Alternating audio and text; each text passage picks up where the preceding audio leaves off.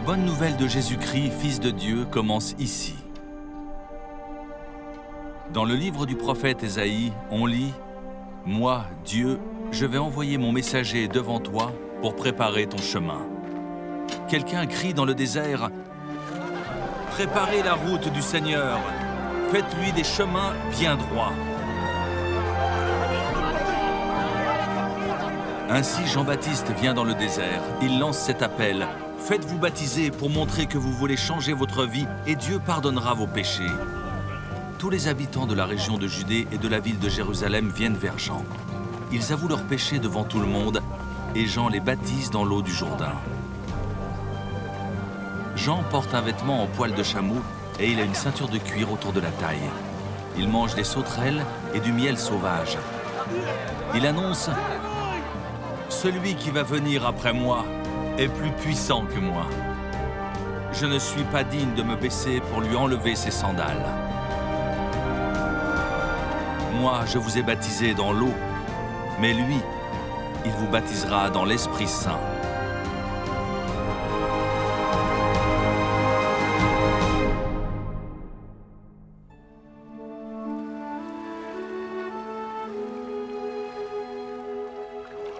Alors Jésus arrive de Nazareth, village de Galilée. Jean le baptise dans le Jourdain.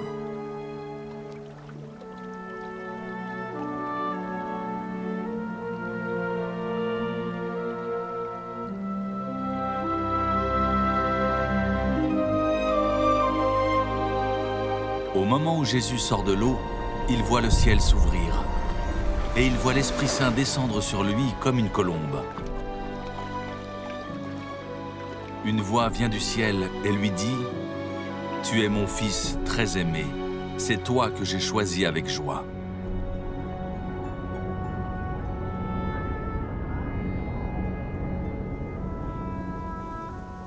Tout de suite après, l'Esprit Saint envoie Jésus dans le désert. Pendant 40 jours, il reste dans le désert et il est tenté par Satan. Jésus est avec les bêtes sauvages et les anges le servent.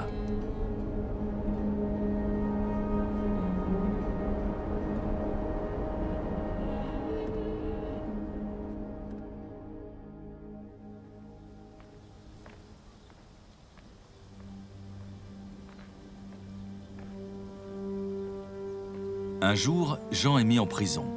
Alors Jésus va en Galilée. Il annonce la bonne nouvelle de Dieu.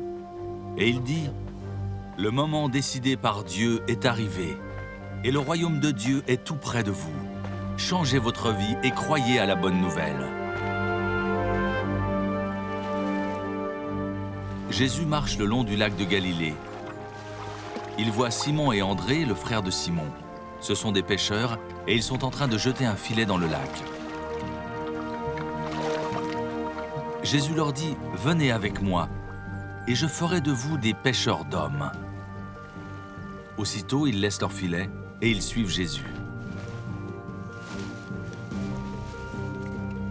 En allant un peu plus loin, Jésus voit Jacques et Jean, deux frères. Ce sont les fils de Zébédée, ils sont dans leur barque et réparent leur filet. Aussitôt, Jésus les appelle. Ils laissent leur père Zébédée dans la barque avec les ouvriers et ils s'en vont avec Jésus.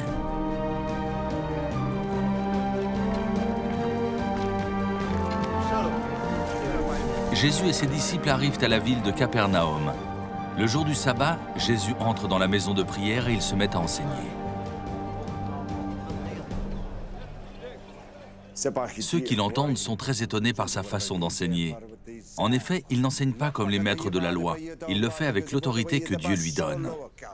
Juste à ce moment, un homme qui a un esprit mauvais en lui entre dans la maison de prière. Il se met à crier « Jésus de Nazareth, qu'est-ce que tu nous veux?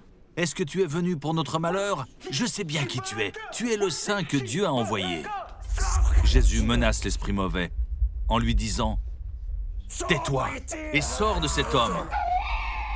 L'esprit mauvais secoue l'homme avec force et sort de lui en poussant un grand cri. Tous sont très étonnés et ils se demandent entre eux « Qu'est-ce qui se passe ?» Cet homme enseigne d'une façon nouvelle et avec assurance.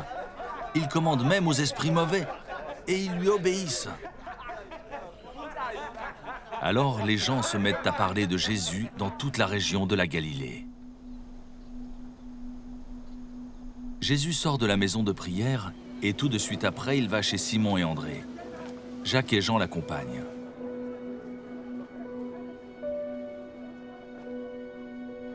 La belle-mère de Simon est couchée avec de la fièvre. Aussitôt, on parle d'elle à Jésus. Jésus s'approche, il lui prend la main, il la fait lever et la fièvre la quitte. Ensuite, la belle-mère de Simon se met à les servir.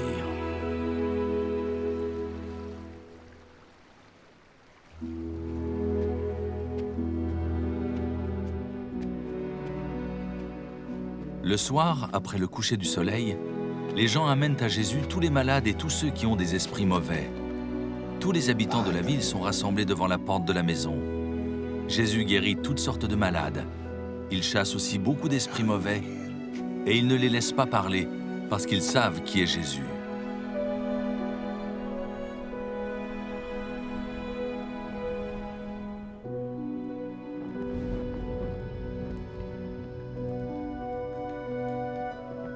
Le matin suivant, pendant qu'il fait encore nuit, Jésus se lève et sort de la maison. Il va dans un endroit désert et là, il se met à prier.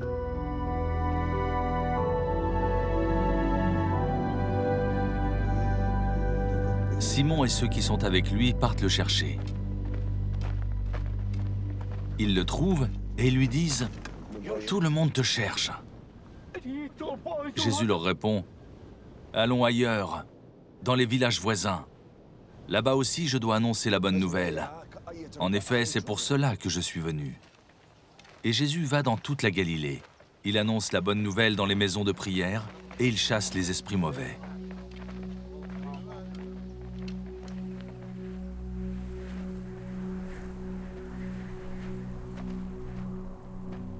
Un lépreux s'approche de Jésus. Il se met à genoux devant lui et lui demande son aide en disant « Si tu le veux, tu peux me guérir. » Jésus est plein de pitié pour lui. Il tend la main, touche le lépreux et lui dit « Je le veux, sois guéri. » Aussitôt la lèpre quitte le malade, il est guéri. Jésus parle sévèrement à l'homme. Aussitôt après, il le chasse en lui disant « Attention, ne dis rien à personne, mais va te montrer au prêtre et offre le sacrifice que Moïse a commandé. Ainsi, tous auront la preuve que tu es guéri. » L'homme s'en va, mais il se met à raconter partout et à tout le monde ce qui s'est passé. C'est pourquoi Jésus ne peut plus se montrer dans une ville. Il reste en dehors, dans des endroits déserts, et les gens viennent à lui de tous les côtés.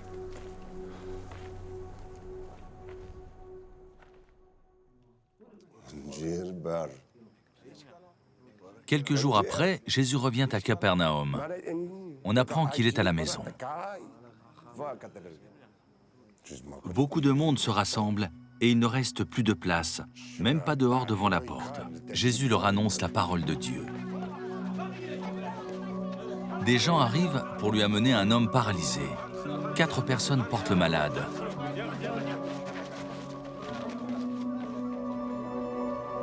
Mais à cause de la foule, ils ne peuvent pas le placer devant Jésus.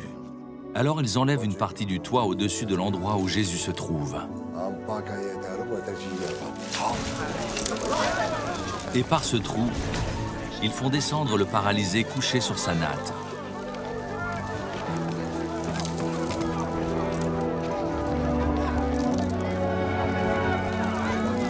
Quand Jésus voit leur foi, il dit au paralysé « Tes péchés sont pardonnés. » Quelques maîtres de la loi sont assis dans la maison et ils pensent « Quoi? Cet homme insulte Dieu. Personne ne peut pardonner les péchés. Dieu seul peut le faire. » Jésus comprend tout de suite ce que les maîtres de la loi pensent et il leur dit « Pourquoi avez-vous ces pensées-là? Qu'est-ce qui est plus facile? Dire au paralysé « Tes péchés sont pardonnés » ou lui dire « Lève-toi, prends ta natte et marche ». Eh bien, vous devez le savoir. Le Fils de l'homme a le pouvoir de pardonner les péchés sur la terre. Alors Jésus dit au paralysé « Je te le demande, lève-toi, prends ta natte et rentre chez toi. »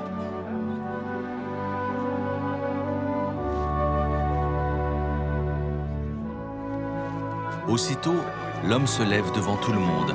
Il prend sa natte et il sort. Tous les gens sont très étonnés et ils disent « Nous n'avons jamais vu une chose pareille. Vraiment, Dieu est grand. »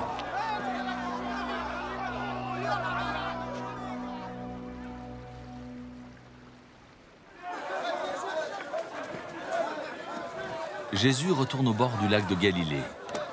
Une foule nombreuse vient auprès de lui et il les enseigne.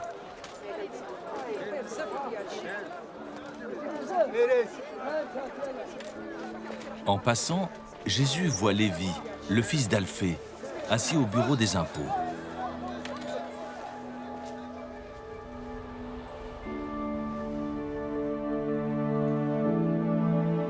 Jésus lui dit « Suis-moi ».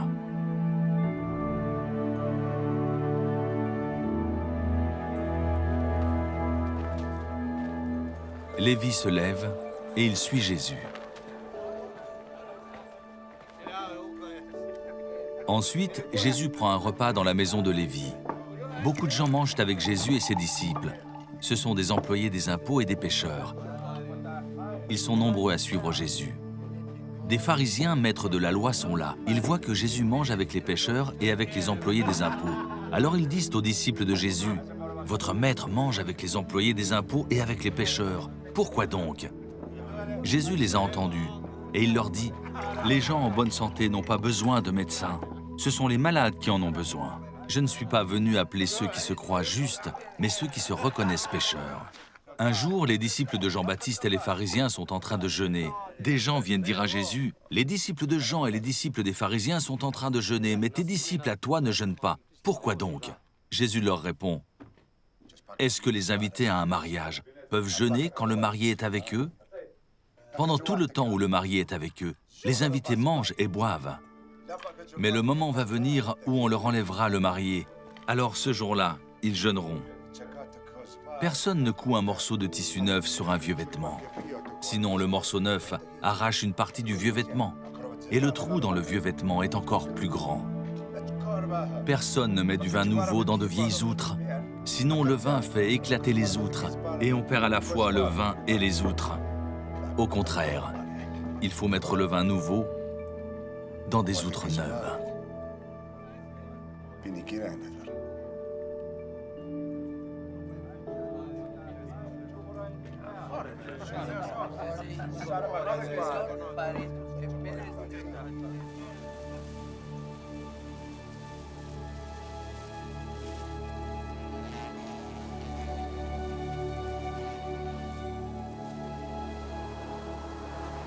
Un jour de sabbat, Jésus traverse des champs. Ses disciples se mettent à arracher des épis le long du chemin.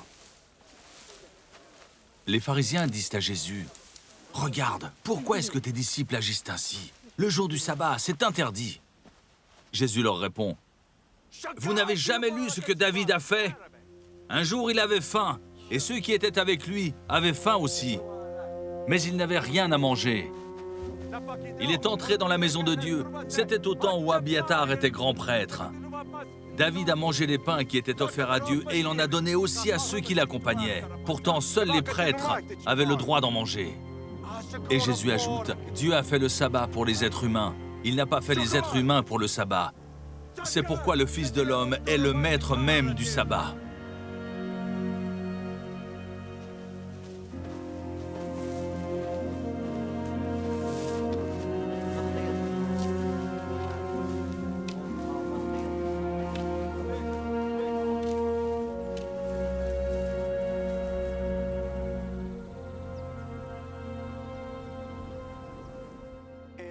Ensuite, Jésus retourne dans la maison de prière. Là, il y a un homme qui a la main paralysée. Les gens regardent Jésus avec attention pour voir s'il va guérir cet homme un jour de sabbat. En effet, ils cherchent une raison de l'accuser. Jésus dit à l'homme qui a la main paralysée, « Lève-toi ici, devant tout le monde. » Ensuite, il dit à ceux qui sont là, « Le jour du sabbat, qu'est-ce qu'il est permis de faire? Du bien ou du mal? De sauver la vie de quelqu'un ou de le laisser mourir? » Mais ils ne répondent pas. Jésus les regarde tous avec colère. Il est triste parce qu'ils ne veulent pas comprendre. Il dit à l'homme, « Tends ta main ». L'homme tend sa main et elle est guérie. Les pharisiens sortent de la maison de prière. Aussitôt, ils se réunissent avec les gens du parti d'Hérode Antipas pour voir comment faire mourir Jésus.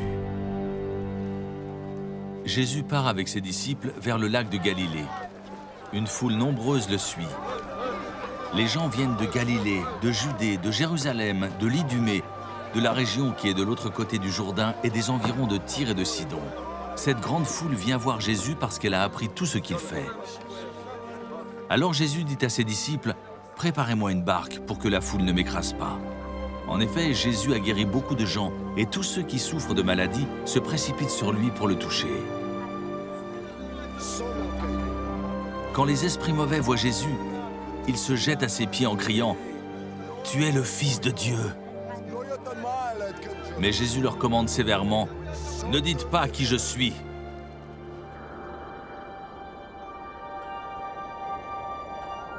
Ensuite, Jésus va dans la montagne. Il appelle les hommes qu'il veut et ils viennent auprès de lui. Parmi eux, il en choisit 12 et il leur donne le nom d'apôtres. Il les choisit pour les avoir avec lui et pour les envoyer annoncer le royaume de Dieu. Il leur donne aussi le pouvoir de chasser les esprits mauvais. Voici les 12 apôtres. Simon, à qui Jésus donne le nom de Pierre, Jacques, fils de Zébédée, et Jean, frère de Jacques. Jésus leur donne le nom de Boanergès, c'est-à-dire les hommes pareils au tonnerre. André, Philippe, Barthélemy, Matthieu, Thomas, Jacques, fils d'Alphée, Thaddée, Simon qu'on appelle le nationaliste, et Judas Iscariote, celui qui va livrer Jésus.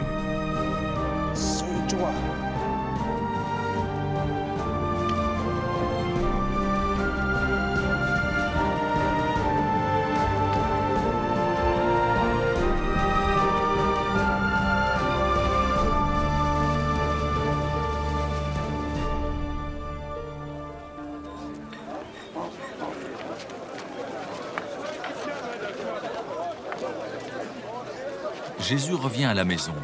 Une grande foule se rassemble de nouveau. Alors Jésus et ses disciples n'ont même pas le temps de manger. Les gens de la famille de Jésus apprennent cela et ils se mettent en route pour venir le prendre. En effet, ils disent « Jésus est devenu fou ».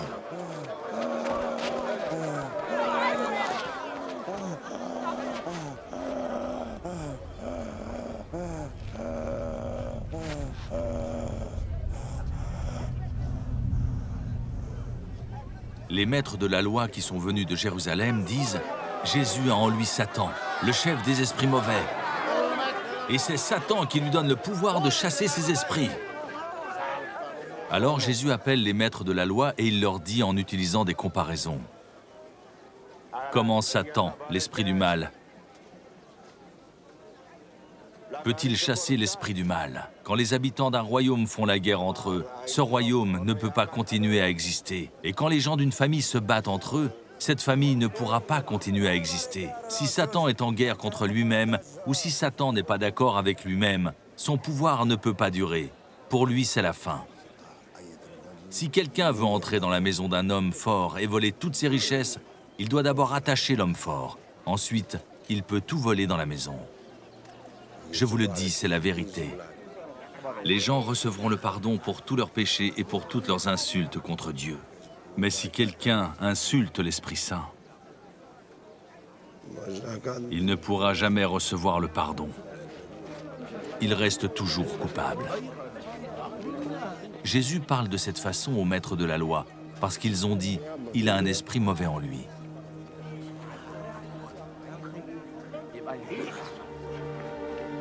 Ensuite, la mère et les frères de Jésus arrivent. Ils restent dehors et ils envoient quelqu'un dans la maison pour l'appeler. Beaucoup de gens sont assis autour de Jésus et on lui dit « Ta mère et tes frères sont là, dehors, ils veulent te voir. » Jésus répond « Qui est ma mère qui sont mes frères?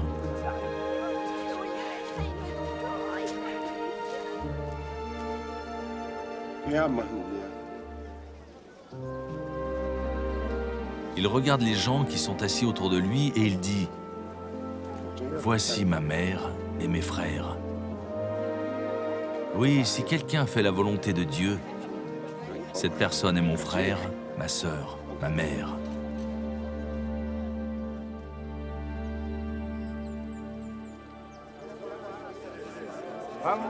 De nouveau, Jésus se met à enseigner au bord du lac.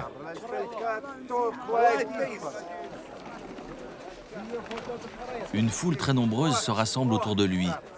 C'est pourquoi il monte dans une barque qui est sur le lac et il s'assoit. La foule reste à terre au bord de l'eau. Jésus leur enseigne beaucoup de choses en utilisant des comparaisons. Dans son enseignement, il leur dit, « Écoutez, le semeur va au champ pour semer. Pendant qu'il sème, une partie des graines tombe au bord du chemin. Les oiseaux viennent et ils mangent tout. Une autre partie des graines tombe dans les pierres, là où il n'y a pas beaucoup de terre. Elles poussent tout de suite parce que la terre n'est pas profonde. Mais quand le soleil est très chaud, il brûle les petites plantes et elles sèchent parce qu'elles n'ont pas de racines. Une autre partie des graines tombe au milieu des plantes épineuses. Ces plantes poussent et étouffent les graines, alors celles-ci ne donnent rien. Une autre partie des graines tombe dans la bonne terre. Les plantes poussent, elles se développent et produisent des épis. Les uns donnent 30 grains, d'autres 60 et d'autres 100. Et Jésus ajoute, « Celui qui a des oreilles pour écouter, qu'il écoute. » Quand Jésus est loin de la foule, les 12 apôtres et ceux qui sont avec Jésus lui demandent, « Pourquoi est-ce que tu utilises des comparaisons ?»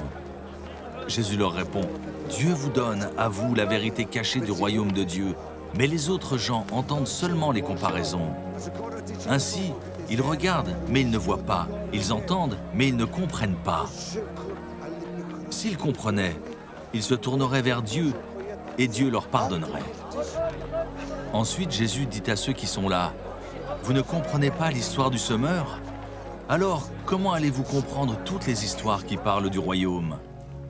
Le semeur sème la parole de Dieu. Certaines graines sont tombées au bord du chemin. Le bord du chemin, ce sont les gens qui entendent la parole.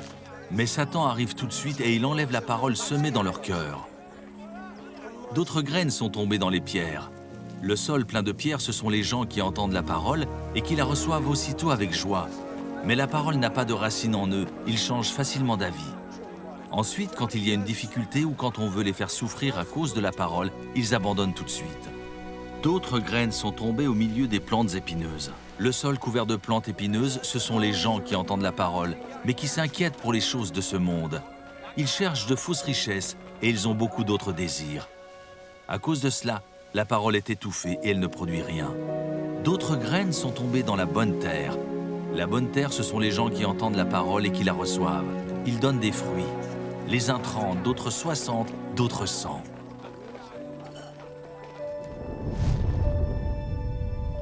Jésus leur dit encore, « Quand quelqu'un apporte une lampe, ce n'est pas pour la mettre sous un seau ou sous un lit. Au contraire, il la place bien en haut. Tout ce qui est caché, on pourra le voir. Tout ce qui est secret, cela paraîtra en pleine lumière. Celui qui a des oreilles pour écouter, qu'il écoute. »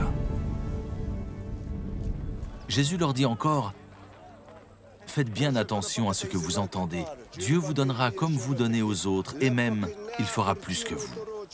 En effet, celui qui a quelque chose, on lui donnera encore plus, mais celui qui n'a rien, on lui enlèvera même le peu de choses qu'il a. » Jésus dit encore, « Le royaume de Dieu ressemble à ceci. Un homme sème des graines dans son champ. Ensuite, il continue à dormir pendant la nuit et à se lever chaque jour. Et pendant ce temps, les graines poussent et grandissent, mais cet homme ne sait pas comment. La terre fait elle-même pousser d'abord la plante, puis l'épi, enfin les grains dans l'épi. Et dès que les grains sont mûrs, on se met au travail avec la faucille, parce que c'est le moment de la récolte. » Jésus dit encore, « À quoi peut-on comparer le royaume de Dieu? Avec quelle histoire est-ce qu'on peut en parler? Le royaume de Dieu ressemble à une graine de moutarde. Quand on la sème dans la terre, c'est la plus petite de toutes les graines du monde. Mais ensuite, elle pousse et elle devient la plus grande de toutes les plantes. Elle a des branches si grandes que les oiseaux peuvent faire leur nid sous son ombre. Jésus annonce à tout le monde la parole de Dieu en racontant beaucoup d'histoires de cette sorte. Il le fait dans la mesure où ils peuvent comprendre. Jésus leur parle toujours avec des comparaisons, mais quand il est seul avec ses disciples, il leur explique tout.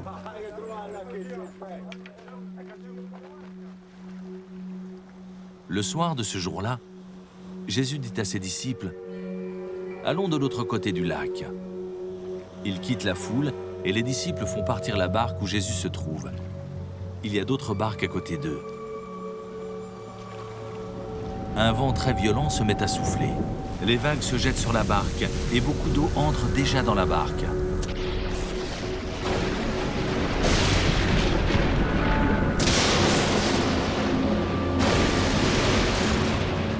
Jésus est à l'arrière, il dort la tête sur un coussin. Ses disciples le réveillent et lui disent « Maître, nous allons mourir, cela ne te fait rien ?»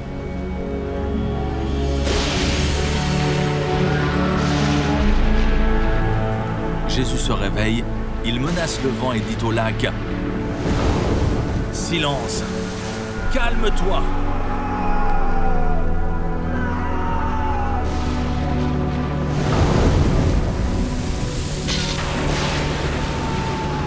Alors le vent s'arrête de souffler et tout devient très calme.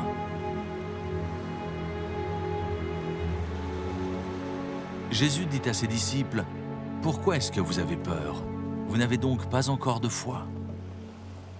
Mais les disciples sont effrayés et ils se disent entre eux, « Qui donc est cet homme? Même le vent et l'eau lui obéissent. »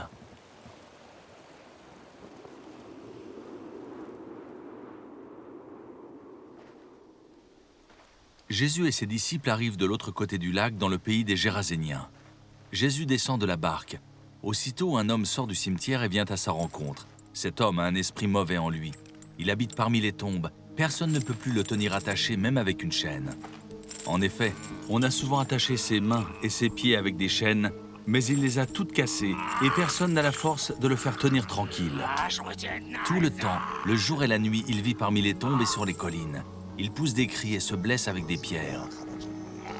Quand il voit Jésus de loin, il court et se met à genoux devant lui. Il crie d'une voix forte, « Jésus, fils de Dieu très haut, qu'est-ce que tu me veux? Je t'en prie, au nom de Dieu, ne me fais pas de mal. » Il dit cela parce que Jésus lui donne cet ordre. « Esprit mauvais, sors de cet homme. » Jésus demande à l'homme, « Comment t'appelles-tu » Il lui répond, « Je m'appelle Armée, parce que nous sommes nombreux. » Et il supplie Jésus en insistant, « Ne chasse pas ces esprits loin du pays. »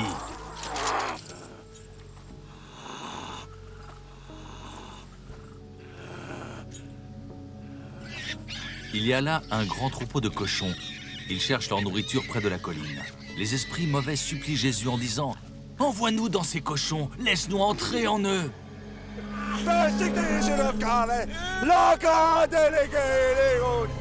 Jésus leur donne la permission.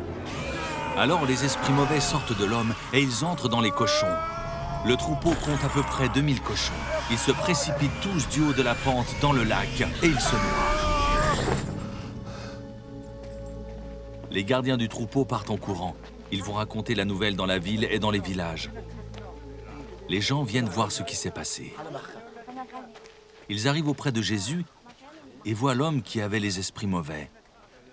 Il est assis maintenant, il porte des vêtements et il est normal. Alors les gens ont peur. Ceux qui ont tout vu racontent aux autres ce qui est arrivé à l'homme aux esprits mauvais et ce qui est arrivé aux cochons. Les hommes se mettent à supplier Jésus en disant « Quitte notre pays. »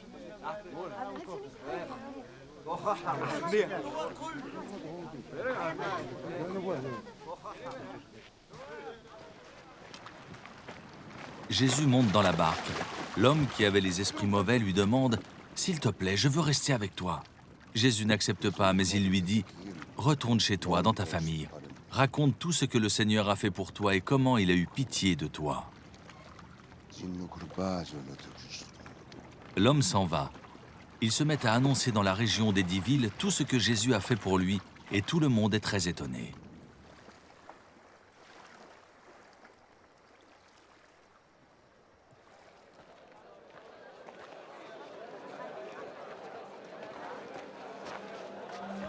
Quand Jésus revient en barque de l'autre côté du lac, une grande foule se rassemble autour de lui.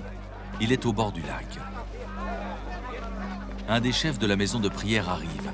Il s'appelle Jairus. Il voit Jésus, se jette à ses pieds et il le supplie en insistant « Ma petite fille est mourante. Viens poser les mains sur sa tête pour qu'elle guérisse et qu'elle vive. » Jésus s'en va avec lui. Une foule nombreuse l'accompagne et les gens sont très serrés autour de Jésus. Dans la foule, il y a une femme qui perd du sang depuis 12 ans. Elle a beaucoup souffert chez de nombreux médecins. Elle a dépensé tout son argent, mais elle ne va pas mieux, au contraire, elle va plus mal. Cette femme a entendu parler de Jésus. Alors elle vient dans la foule derrière lui et elle touche son vêtement. En effet, elle se dit « Si je touche au moins ses vêtements, je serai guérie. » Aussitôt, son sang s'arrête de couler et elle se rend compte qu'elle est guérie de sa maladie. Au même moment, Jésus sent qu'une force est sortie de lui. Il se retourne au milieu de la foule et il demande « Qui a touché mes vêtements ?» Ses disciples lui répondent « Tu le vois bien, la foule est très serrée autour de toi et tu demandes qui m'a touché ?» Mais Jésus regarde autour de lui pour voir qui a fait cela. La femme tremble de peur parce qu'elle sait ce qui lui est arrivé. Elle vient se jeter aux pieds de Jésus et elle lui dit toute la vérité. Jésus lui dit « Ta foi t'a sauvé. Va en paix et sois guéri de ta maladie. »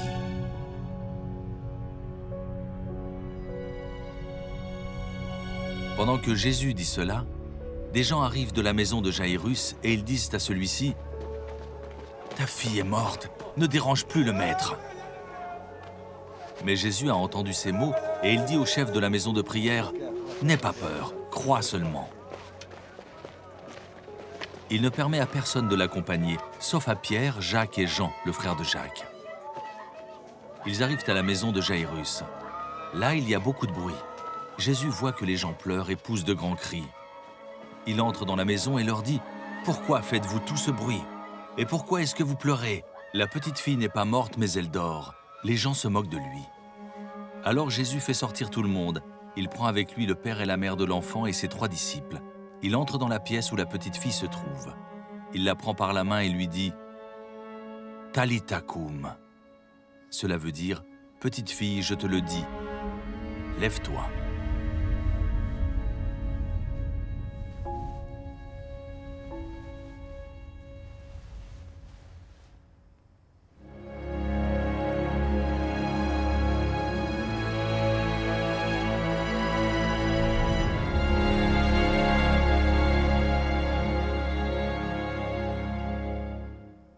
La petite fille se lève tout de suite et elle se met à marcher. Elle a 12 ans.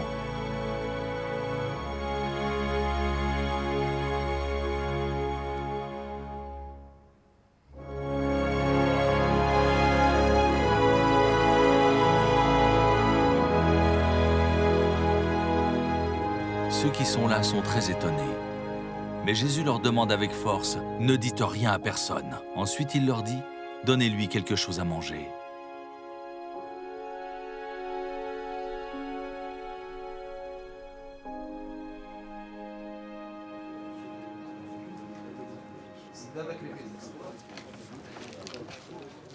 Jésus quitte cet endroit et il va à Nazareth, la ville où il a grandi.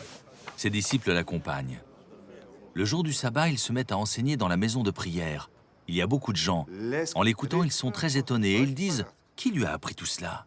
Cette sagesse qu'il a reçue, qu'est-ce que c'est? Et ces miracles qu'il fait, comment les fait-il?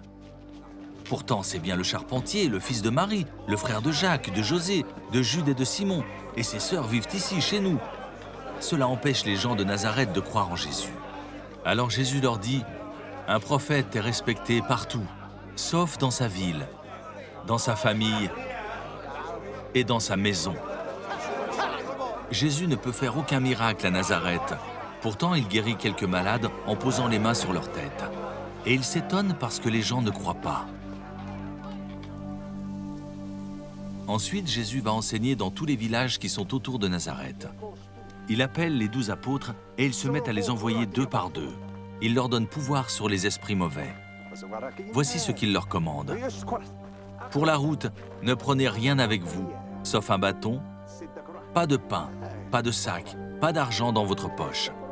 Mettez des sandales, mais emportez un seul vêtement. Jésus leur dit encore, « Quand on vous recevra dans une maison, restez-y jusqu'au moment où vous quitterez l'endroit. Quand les gens ne voudront pas vous accueillir quelque part, quand ils ne voudront pas vous écouter, partez en secouant la poussière de vos pieds. De cette façon, vous leur montrerez qu'ils ont mal agi. » Les disciples partent et ils demandent aux gens, « Changez votre vie. » Ils chassent beaucoup d'esprits mauvais et ils guérissent beaucoup de malades en versant de l'huile sur eux. Le roi Hérode Antipas entend parler de Jésus parce qu'il est devenu célèbre. Les uns disent, « C'est Jean-Baptiste qui s'est réveillé de la mort. Voilà pourquoi il a le pouvoir de faire des miracles. » D'autres disent, « C'est un prophète, comme un des prophètes d'autrefois. » Quand Hérode entend cela, il dit, « C'est Jean-Baptiste. Je lui ai fait couper la tête, mais il s'est réveillé de la mort. » Voici l'histoire de la mort de Jean-Baptiste. Hérode Antipas a pris pour femme Hérodiade, la femme de son frère Philippe. Jean dit à Hérode, « Tu n'as pas le droit de prendre la femme de ton frère. » Alors Hérode lui-même commande d'arrêter Jean, il le fait attacher et mettre en prison. Hérodiade déteste Jean et elle veut le faire mourir, mais elle n'y arrive pas parce qu'Hérode respecte Jean. Il sait que c'est un homme juste et saint et il le protège. Quand Hérode écoute Jean, il ne sait plus ce qu'il faut penser. Pourtant, il aime bien l'écouter.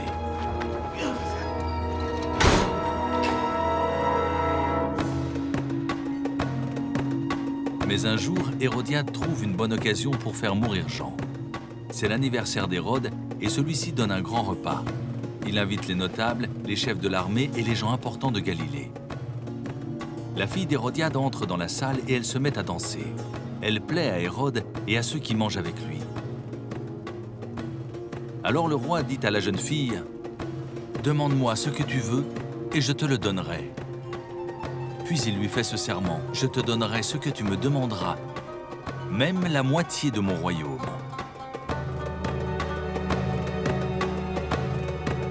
La jeune fille sort et dit à sa mère, « Qu'est-ce que je vais demander ?» Sa mère lui répond, « Demande la tête de Jean-Baptiste. » La jeune fille se dépêche de retourner auprès du roi et elle lui dit, « Je veux que tu me donnes tout de suite sur un plat la tête de Jean-Baptiste. » Le roi devient tout triste. Mais il n'ose pas repousser sa demande parce qu'il a fait un serment devant les invités. Aussitôt, il donne cet ordre à un soldat, « Va et apporte-moi la tête de Jean. »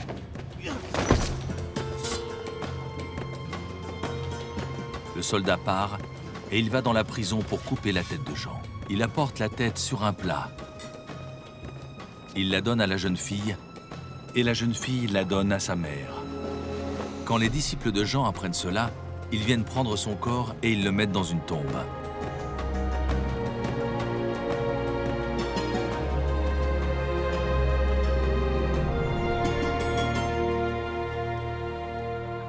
Les apôtres se réunissent auprès de Jésus.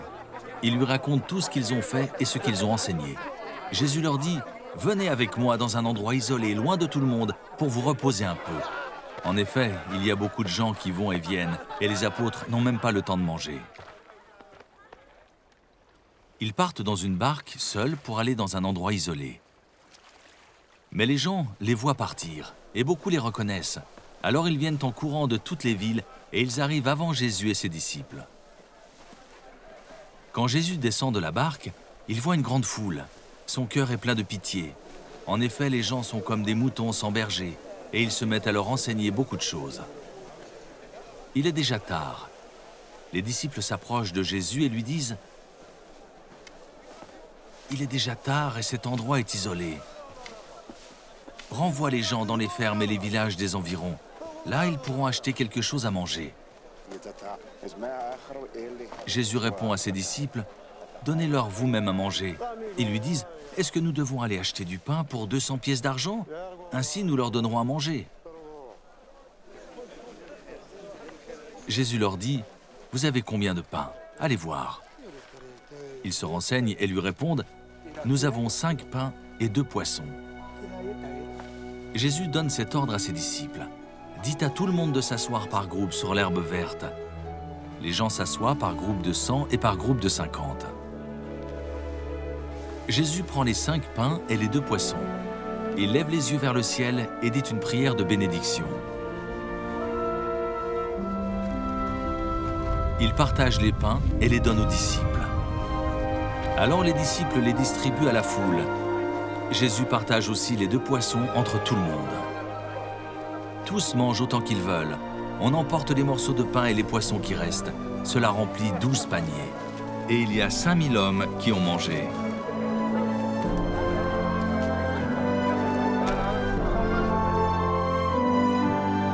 Tout de suite après, Jésus oblige ses disciples à monter dans la barque. Il veut qu'ils passent avant lui de l'autre côté du lac vers la ville de Bethsaïda. Pendant ce temps, il veut faire partir la foule. Jésus la renvoie donc, puis il s'en va dans la montagne pour prier. Quand la nuit arrive, la barque est au milieu du lac et Jésus est seul à terre.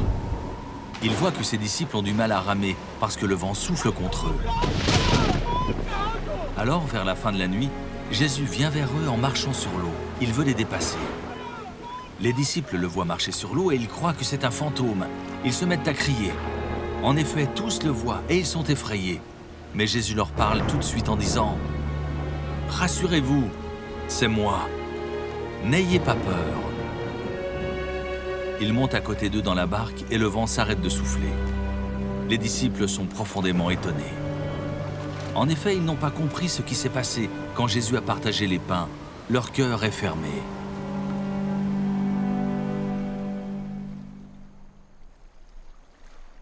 Jésus et ses disciples finissent de traverser le lac et ils arrivent dans la région de Génézareth. Ils descendent de la barque et les gens reconnaissent Jésus tout de suite. Alors ils courent dans toute la région. Ils se mettent à apporter les malades sur leurs nattes partout où ils entendent dire « Jésus est là ». Partout où Jésus va, dans les villages, les villes, les fermes, les gens viennent mettre les malades sur les places et ils le supplient. « Laisse-les seulement toucher le bord de ton vêtement » et tous ceux qui le touchent sont guéris.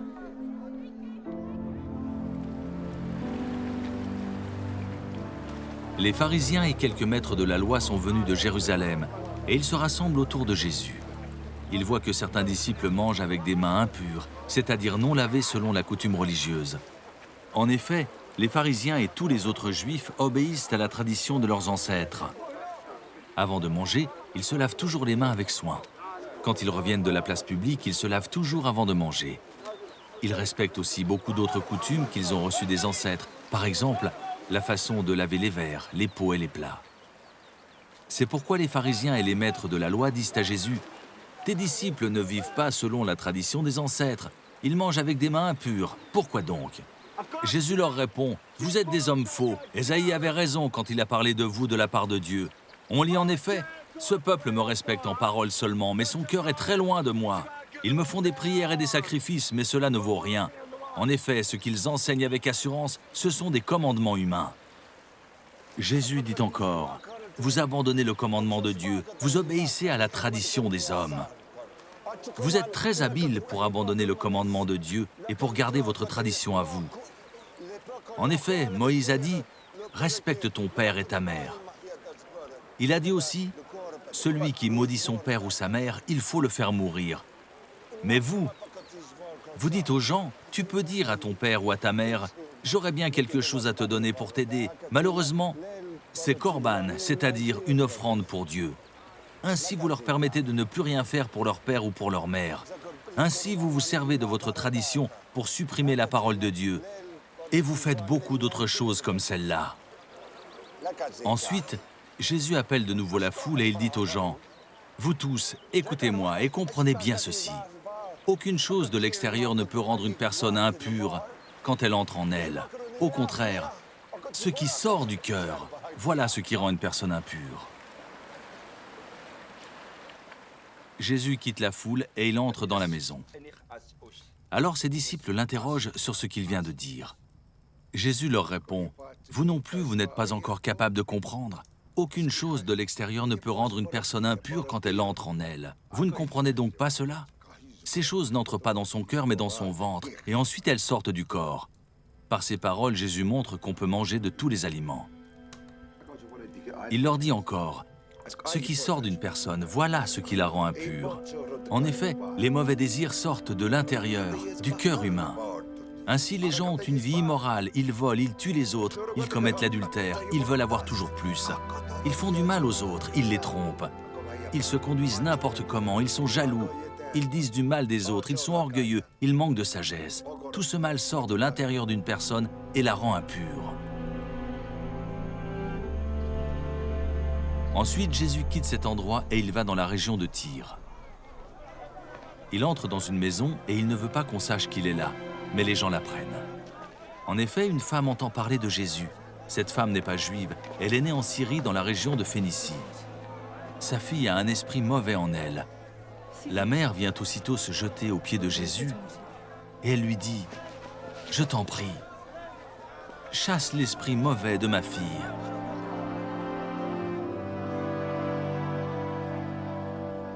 Jésus lui dit, « Laisse d'abord les enfants manger leur part. Ce n'est pas bien de prendre la nourriture des enfants et de la jeter aux petits chiens. » La femme lui répond, « Seigneur, pourtant même les petits chiens mangent les miettes que les enfants laissent tomber sous la table. » Jésus lui dit, « À cause de cette parole, l'esprit mauvais est sorti de ta fille. Tu peux rentrer chez toi. » La femme rentre chez elle et elle trouve son enfant couché sur le lit. L'esprit mauvais est sorti de la fille.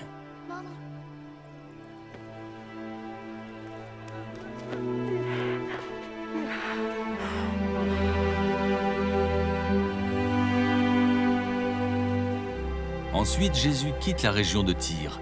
Il passe par Sidon. Il revient vers le lac de Galilée en traversant la région des 10 villes. Des gens lui amènent un homme qui est sourd et qui parle difficilement. Il supplie Jésus, « Pose la main sur sa tête. »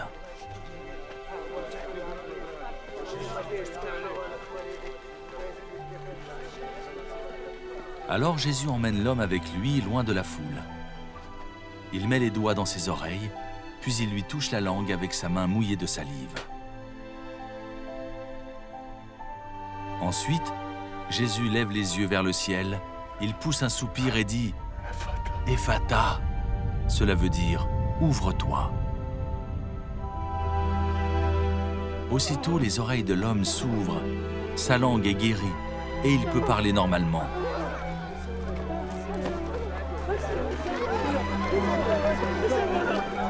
Jésus donne cet ordre aux gens.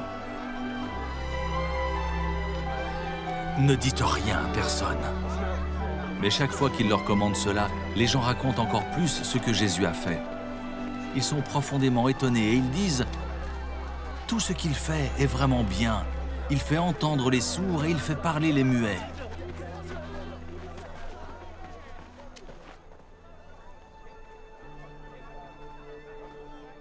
Un autre jour, une grande foule se rassemble de nouveau. Les gens n'ont rien à manger.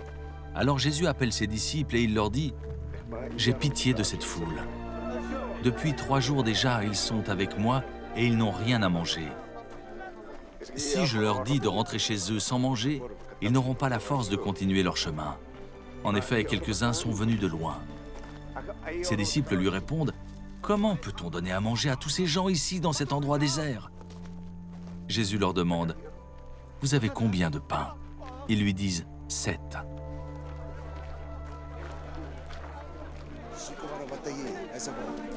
Jésus commande à la foule de s'asseoir par terre.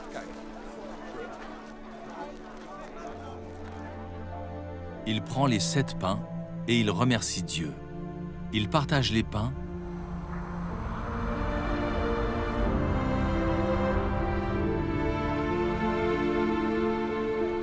et les donne aux disciples pour qu'ils les distribuent à la foule.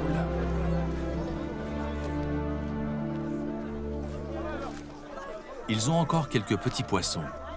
Jésus dit une prière de bénédiction pour les poissons et il demande à ses disciples de les distribuer aussi.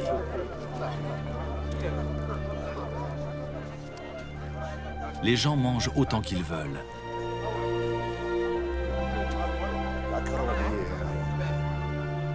Les disciples emportent 7 paniers pleins de morceaux qui restent. Et pourtant, il y avait environ 4000 personnes. Ensuite, Jésus les renvoie. Tout de suite après, il monte dans la barque avec ses disciples et il va dans la région de Dalmanutha.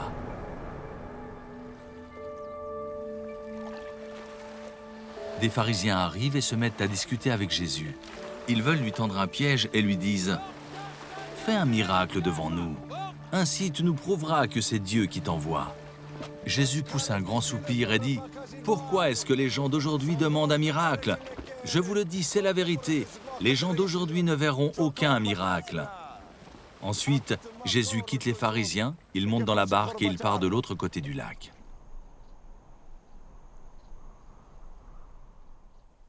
Les disciples ont oublié de prendre du pain. Ils ont un seul pain avec eux dans la barque. Jésus leur donne cet ordre.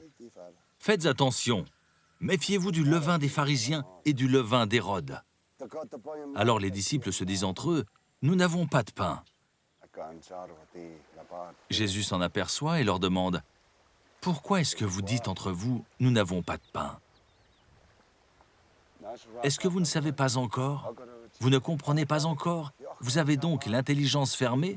Vous avez des yeux, est-ce que vous ne voyez pas? Vous avez des oreilles, est-ce que vous n'entendez pas? Souvenez-vous donc, quand j'ai partagé les 5 pains pour les 5000 hommes, vous avez emporté des paniers pleins de morceaux, combien?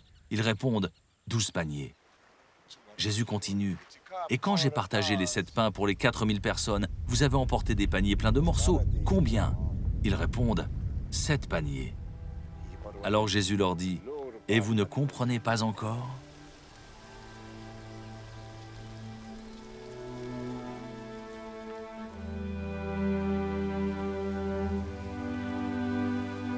Jésus et ses disciples arrivent à Bethsaïda. Les gens amènent un aveugle et ils demandent à Jésus de le toucher. Jésus prend l'aveugle par la main et le conduit en dehors du village. Il met de la salive sur les yeux de l'homme, il pose les mains sur lui et lui demande « Est-ce que tu vois quelque chose ?» L'aveugle ouvre les yeux et il dit « Je vois les gens, je les vois comme des arbres, mais ils marchent. » Jésus pose encore une fois les mains sur les yeux de l'aveugle.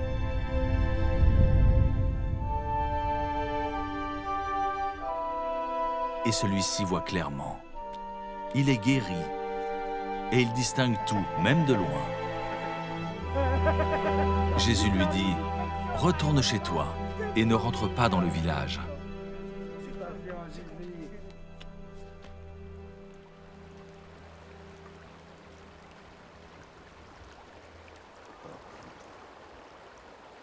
Jésus part avec ses disciples vers les villages voisins de Césarée de Philippe. Sur le chemin, il demande à ses disciples, « Pour les gens, qui suis-je » Les disciples lui répondent, « Les uns disent que tu es Jean-Baptiste, d'autres disent que tu es Élie, d'autres encore disent que tu es l'un des prophètes. » Jésus leur demande, « Mais vous, qu'est-ce que vous dites? Qui suis-je » Pierre lui répond, « Tu es le Messie. » Alors Jésus leur commande sévèrement, « Ne dites rien à personne. »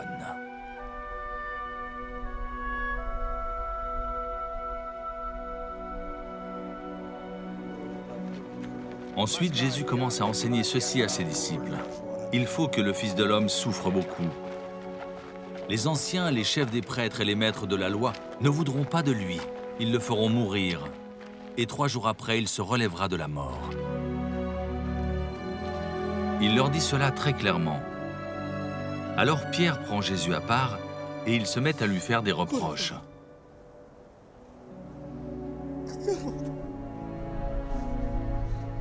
Jésus se retourne, il regarde ses disciples et il fait des reproches à Pierre. Il lui dit « Va-t'en, passe derrière moi, Satan. Tu ne penses pas comme Dieu, mais comme les hommes. »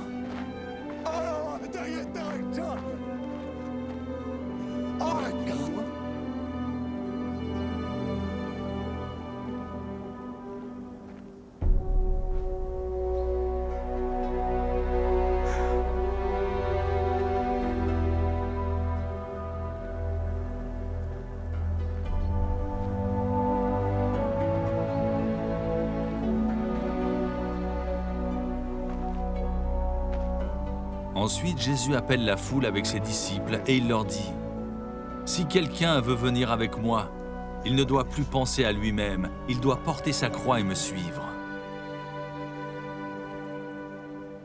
En effet, celui qui veut sauver sa vie la perdra. Mais celui qui perdra sa vie à cause de moi et de la bonne nouvelle, il la sauvera.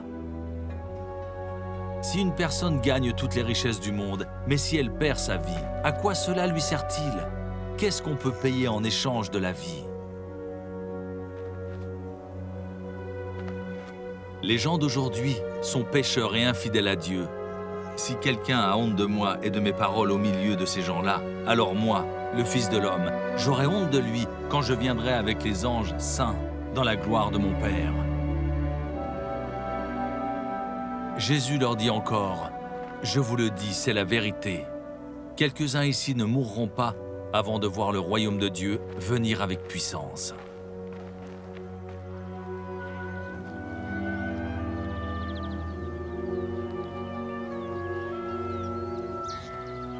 Six jours après, Jésus emmène avec lui Pierre, Jacques et Jean. Il les conduit sur une haute montagne, loin des gens. Là, ils sont seuls avec lui.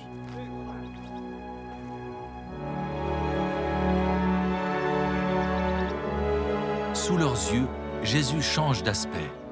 Ses vêtements deviennent extraordinairement brillants. Personne sur la terre ne peut rendre des vêtements aussi blancs. Les trois disciples voient aussi Élie et Moïse qui parlent avec Jésus. Alors Pierre dit à Jésus, « Maître, c'est une bonne chose pour nous d'être ici. Nous allons faire 3 abris, un pour toi, un pour Moïse et un pour Élie. » En effet, Pierre ne sait pas quoi dire. Il est effrayé et les autres disciples aussi. Un nuage arrive et les couvre de son ombre. Une voix vient du nuage et dit, « Celui-ci est mon fils très aimé, écoutez-le. » Les disciples regardent autour d'eux, mais soudain, ils ne voient plus personne. Jésus est seul avec eux. Pendant qu'ils descendent de la montagne, Jésus leur donne cet ordre. « Ne racontez à personne ce que vous avez vu jusqu'à ce que le Fils de l'homme se relève de la mort. » Ils obéissent à cette parole, mais ils se demandent entre eux, « Qu'est-ce que cela veut dire, se relever de la mort ?» Ensuite, ils demandent à Jésus, « Les maîtres de la loi disent, Élie doit venir d'abord, pourquoi donc ?» Jésus leur dit, « Oui, Élie doit venir d'abord pour tout remettre en ordre. Mais dans les livres saints, on lit aussi, « Le Fils de l'homme doit beaucoup souffrir et on le méprisera. Pourquoi donc ?» Pourtant, je vous le dis, Élie est déjà venu et les gens lui ont fait tout ce qu'ils ont voulu, comme les livres saints l'ont annoncé.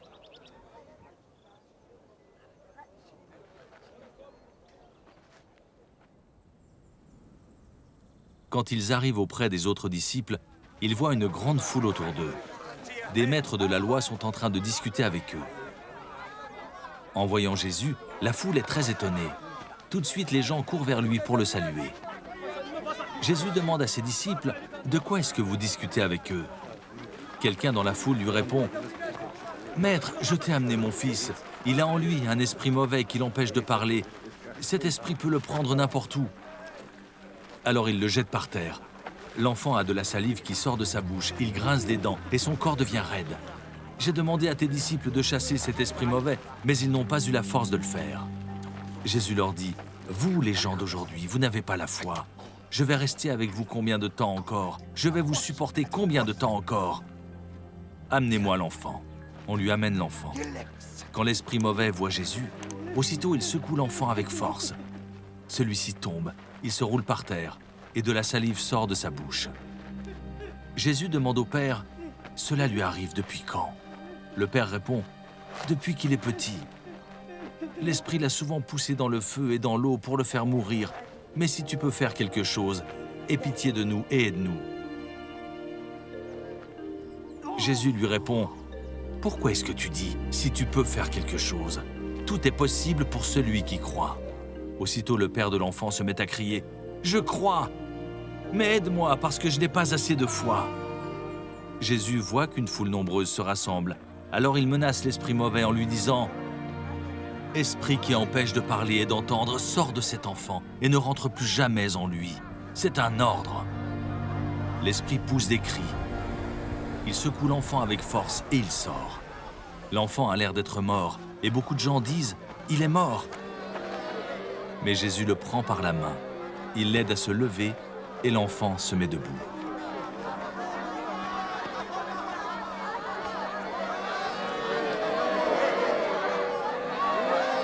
Ensuite, Jésus rentre à la maison. Quand ses disciples sont seuls avec lui, il lui demande « Et nous, nous n'avons pas pu chasser cet esprit, pourquoi donc ?» Jésus leur répond « C'est seulement par la prière qu'on peut faire sortir ce genre d'esprit. » Il quitte cet endroit et il traverse la Galilée. Jésus ne veut pas qu'on sache où il est. En effet, il enseigne ceci à ses disciples.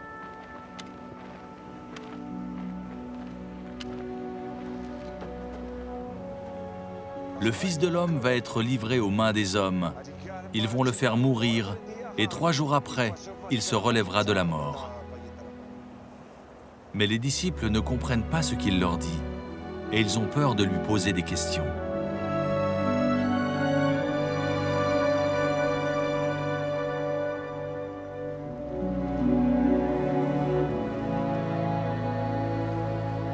Ils arrivent à Capernaum. Quand ils sont dans la maison, Jésus demande à ses disciples « De quoi est-ce que vous avez discuté en marchant ?» Mais les disciples se taisent. En effet, sur le chemin, ils ont discuté entre eux pour savoir qui était le plus important. Alors Jésus s'assoit. Il appelle les 12 apôtres et leur dit « Si quelqu'un veut être le premier, il doit être le dernier de tous et le serviteur de tous. » Ensuite, il prend un enfant, il le met au milieu du groupe, l'embrasse et il dit aux disciples « Si quelqu'un reçoit un de ces enfants à cause de moi, c'est moi qui le reçois. Et cette personne qui me reçoit, ce n'est pas moi qu'elle reçoit, elle reçoit celui qui m'a envoyé. »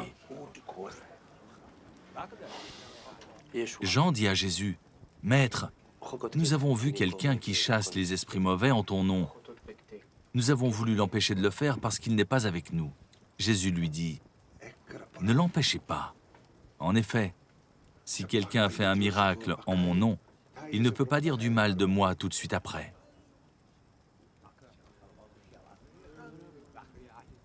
Celui qui n'est pas contre nous est pour nous. Je vous le dis, c'est la vérité. Si une personne vous donne à boire un verre d'eau parce que vous appartenez au Christ, elle recevra sa récompense.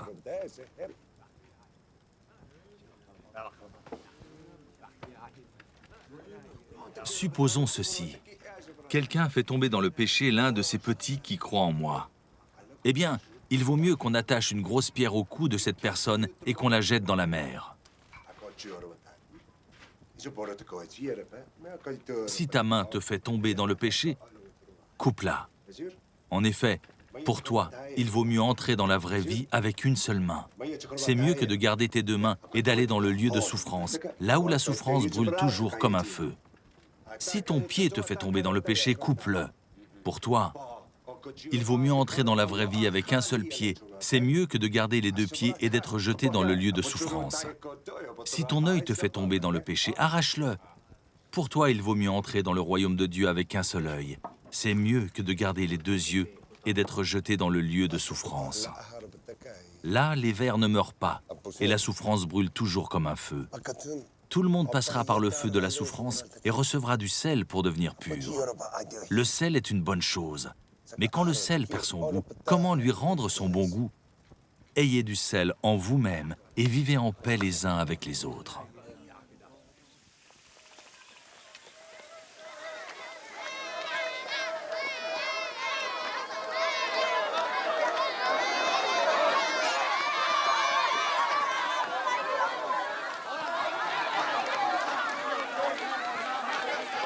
Ensuite, Jésus quitte cet endroit.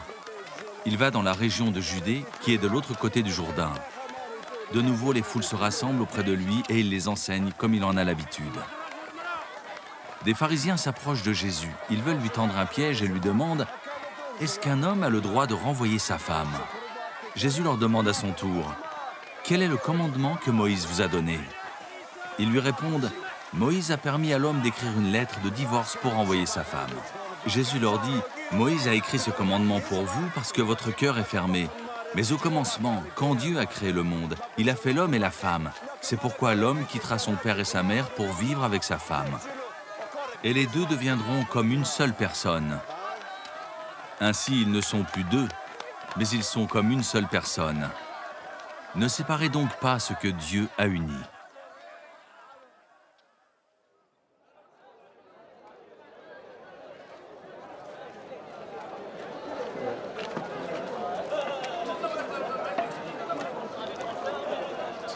Quand les disciples sont de retour à la maison, ils posent encore des questions à Jésus. Il leur dit, « Quand un homme renvoie sa femme et se marie avec une autre, il commet un adultère envers la première. Et quand une femme quitte son mari et se marie avec un autre, elle commet un adultère. »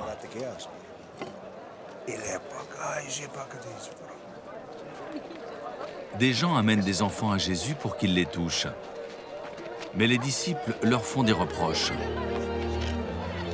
En voyant cela, Jésus se met en colère et il dit à ses disciples, « Laissez les enfants venir à moi, ne les empêchez pas. En effet, le royaume de Dieu appartient à ceux qui sont comme les enfants. » Je vous le dis, c'est la vérité. Si quelqu'un ne reçoit pas le royaume de Dieu comme un enfant, cette personne ne pourra jamais y entrer. Ensuite, Jésus embrasse les enfants et il les bénit en posant les mains sur leur tête.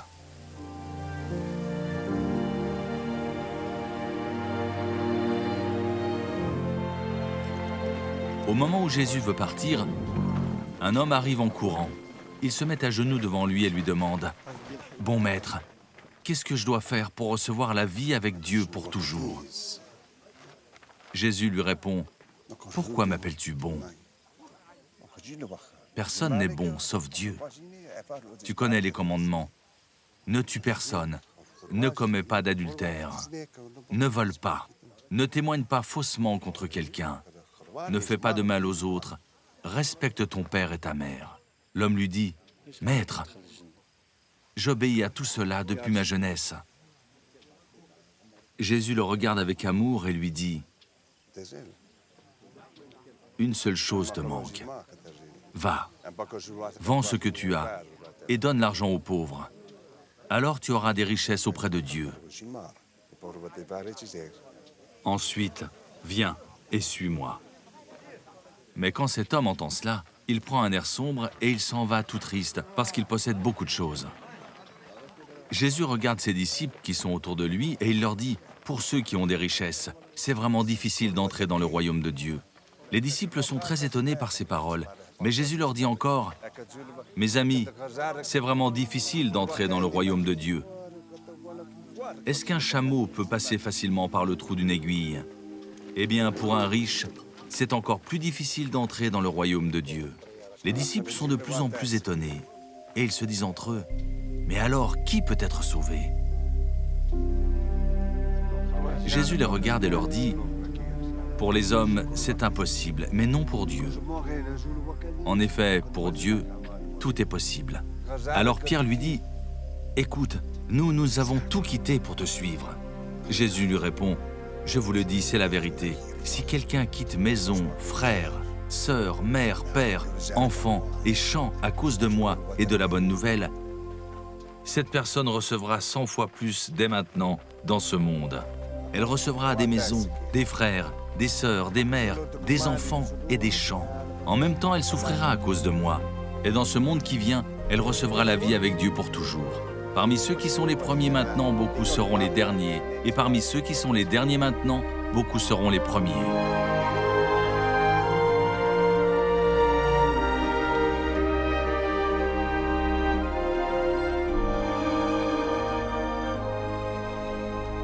Jésus et ceux qui le suivent sont en route. Ils montent à Jérusalem. Jésus marche devant eux. Ses disciples sont effrayés et ceux qui les accompagnent ont peur. De nouveau, Jésus prend avec lui les 12 apôtres pour leur parler. Il se met à leur dire ce qui va bientôt lui arriver.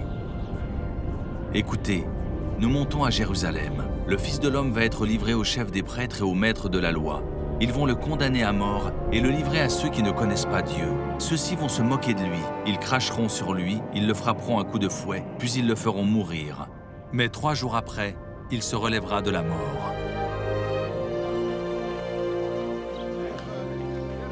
Ensuite, Jacques et Jean, les 2 fils de Zébédée, viennent auprès de Jésus et ils lui disent « Maître, nous allons te demander quelque chose et nous souhaitons que tu acceptes. » Jésus leur dit « Qu'est-ce que vous voulez que je fasse pour vous ?»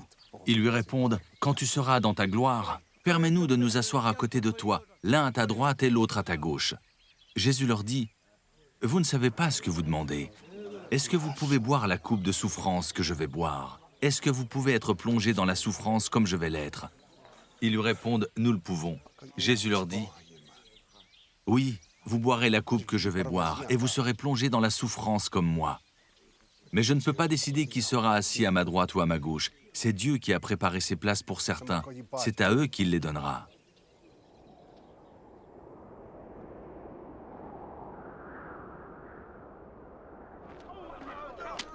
Les 10 autres disciples entendent cela et ils se mettent en colère contre Jacques et Jean. Alors Jésus les appelle auprès de lui et il leur dit « Vous le savez, ceux qu'on regarde comme les chefs des peuples les commandent comme des maîtres, et les gens importants font peser leur pouvoir sur les autres. Mais entre vous, cela ne se passe pas ainsi. Au contraire, si l'un de vous veut être important, il doit être votre serviteur. Et si l'un de vous veut être le premier, il doit être l'esclave de tous. En effet, le Fils de l'homme n'est pas venu pour être servi. Il est venu pour servir et donner sa vie pour libérer un grand nombre de gens. »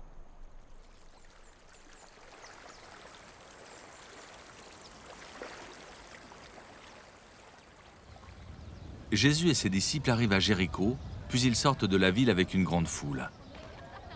Un aveugle appelé Bartimée, fils de Timée, est assis au bord du chemin. C'est un mendiant. Quand il apprend que Jésus de Nazareth arrive, il se met à crier « Jésus, fils de David, aie pitié de moi !» Beaucoup de gens lui font des reproches et lui disent « Tais-toi !» Mais l'aveugle crie encore plus fort « Fils de David, aie pitié de moi !» Jésus s'arrête et dit « Appelez-le !» Les gens appellent l'aveugle en lui disant « Courage, lève-toi, il t'appelle !» L'aveugle jette son manteau. Il se lève d'un bond et il va vers Jésus. Jésus lui demande « Qu'est-ce que tu veux? Qu'est-ce que je peux faire pour toi ?» L'aveugle lui dit « Maître, fais que je voie comme avant. »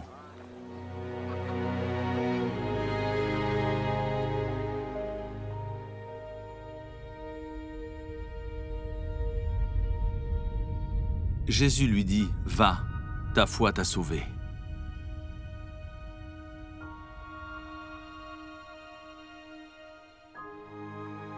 Aussitôt, l'aveugle voit comme avant et il se met à suivre Jésus sur le chemin.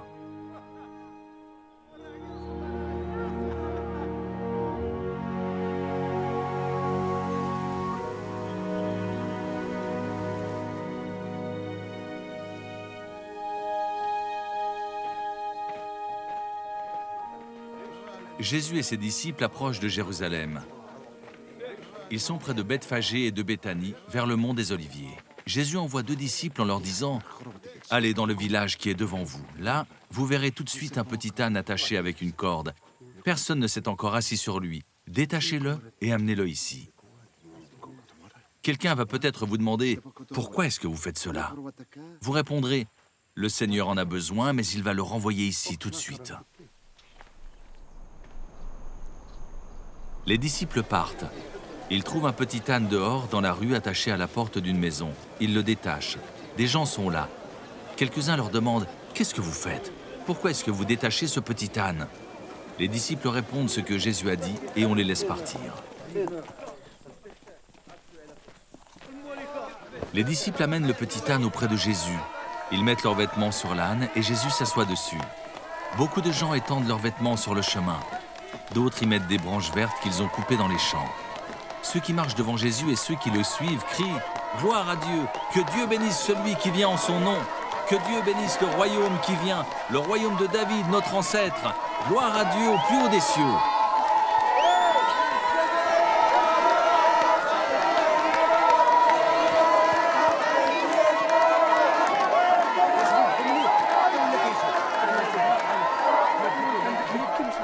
Jésus arrive à Jérusalem et il entre dans le temple. Après qu'il a tout regardé autour de lui, il part pour Béthanie avec les 12 apôtres. En effet, c'est déjà le soir.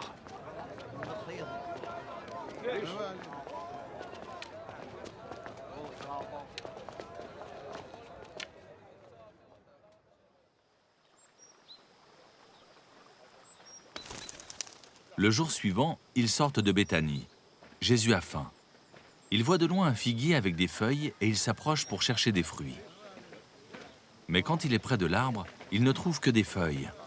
En effet, ce n'est pas la saison des figues. Alors Jésus dit au figuier, « Personne ne mangera plus jamais de tes fruits. » Et ses disciples entendent cela.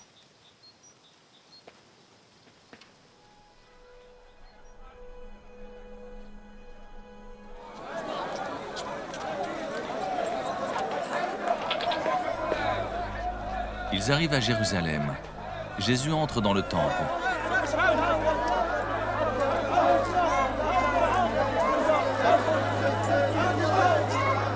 Ils se mettent à chasser ceux qui vendent et ceux qui achètent dans le temple.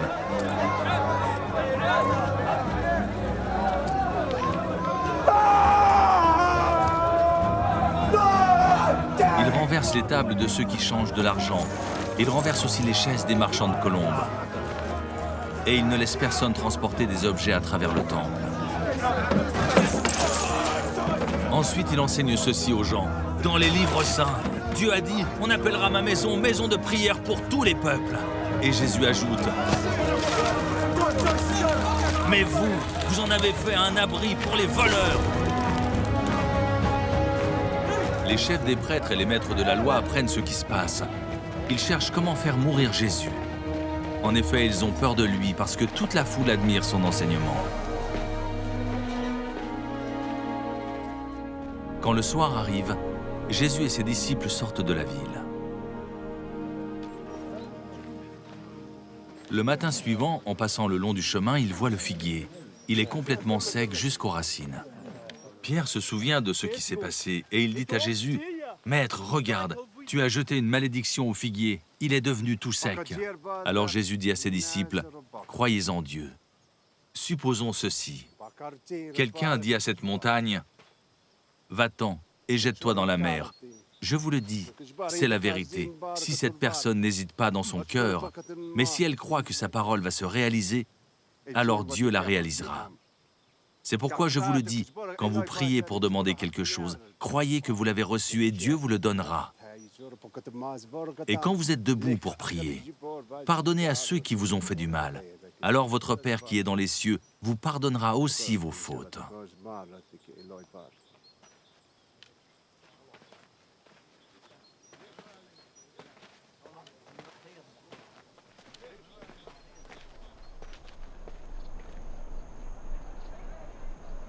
De nouveau, Jésus et ses disciples entrent dans Jérusalem. Pendant que Jésus marche dans le temple, les chefs des prêtres, les maîtres de la loi et les anciens s'approchent de lui.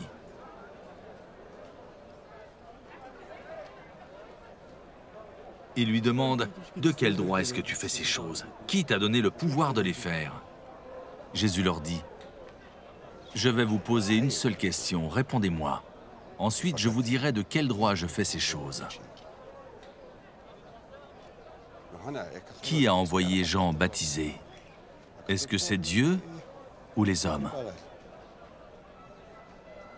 Ils discutent entre eux et se disent, si nous répondons « c'est Dieu », Jésus va nous dire « vous n'avez pas cru ce que Jean disait, pourquoi donc ?» Mais si nous répondons « ce sont les hommes », alors ils ont peur de la foule. En effet, tout le monde pense que Jean était vraiment un prophète. C'est pourquoi ils répondent à Jésus « nous ne savons pas ».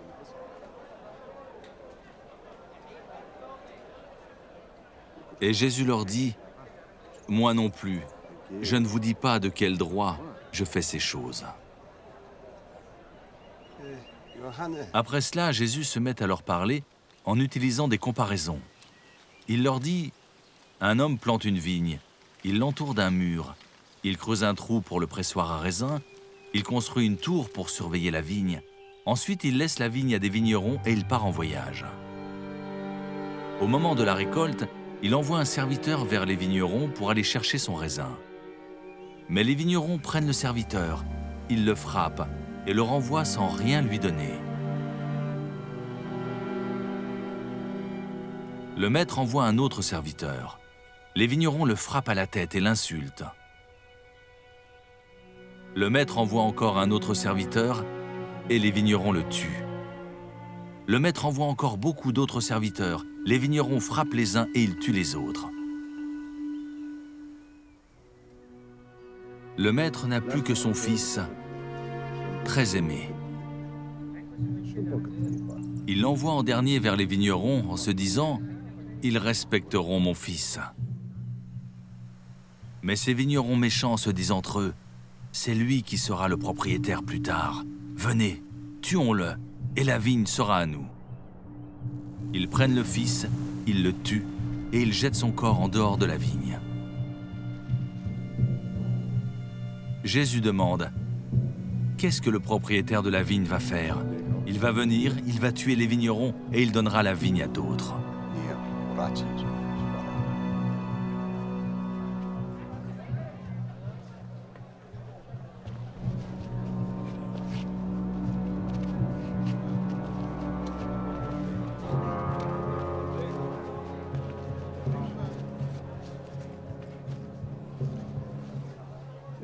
Vous avez sûrement lu ces phrases dans les livres saints. La pierre que les maçons ont rejetée est devenue la pierre principale de la maison. C'est le Seigneur qui a fait cela. Quelle action magnifique à nos yeux. Les chefs religieux cherchent un moyen pour arrêter Jésus. En effet, ils comprennent qu'il a raconté cette histoire contre eux. Mais ils ont peur de la foule. Alors ils laissent Jésus et s'en vont.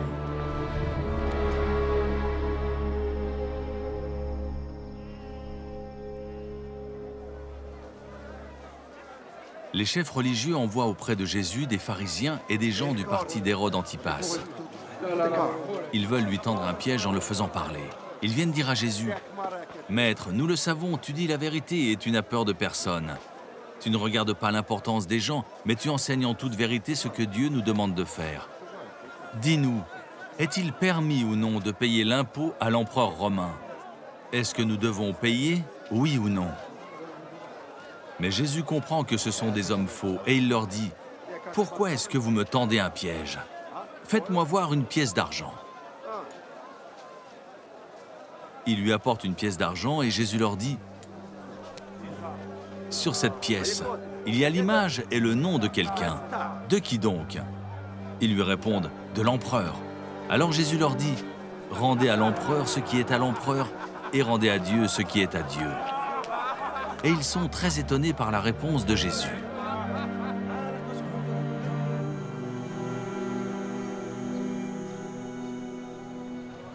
Quelques Sadducéens s'approchent de Jésus. Les Sadducéens pensent que les morts ne se relèveront pas. Ils interrogent Jésus en lui disant « Maître, Moïse a écrit pour nous dans la loi, un homme et une femme sont mariés. S'ils n'ont pas d'enfants et si l'homme meurt, son frère doit se marier avec la veuve. Ainsi, il donnera des enfants au frère qui est mort. Eh bien, supposons ceci. Il y a 7 frères. Le premier se marie et il meurt sans laisser d'enfants. Le deuxième se marie avec la veuve et il meurt sans laisser d'enfants. Il arrive la même chose au troisième, et aux autres aussi. Les 7 frères meurent sans laisser d'enfants. Après eux tous, la femme meurt à son tour. Quand les morts se relèveront, elle sera la femme de qui? En effet, chacun des 7 frères a été son mari. Jésus leur dit, « Vous vous trompez. Est-ce que vous savez pourquoi? Parce que vous ne connaissez ni les livres saints, ni la puissance de Dieu. Quand les morts se relèveront, les hommes et les femmes ne se marieront pas, mais ils vivront comme les anges auprès de Dieu. Au sujet des gens qui se relèveront, vous avez sûrement lu dans le livre de Moïse l'histoire du buisson. C'est là que Dieu a dit à Moïse, « Je suis le Dieu d'Abraham, le Dieu d'Isaac et le Dieu de Jacob. » Dieu n'est pas le Dieu des morts, mais il est le Dieu des vivants. Donc, vous vous trompez complètement.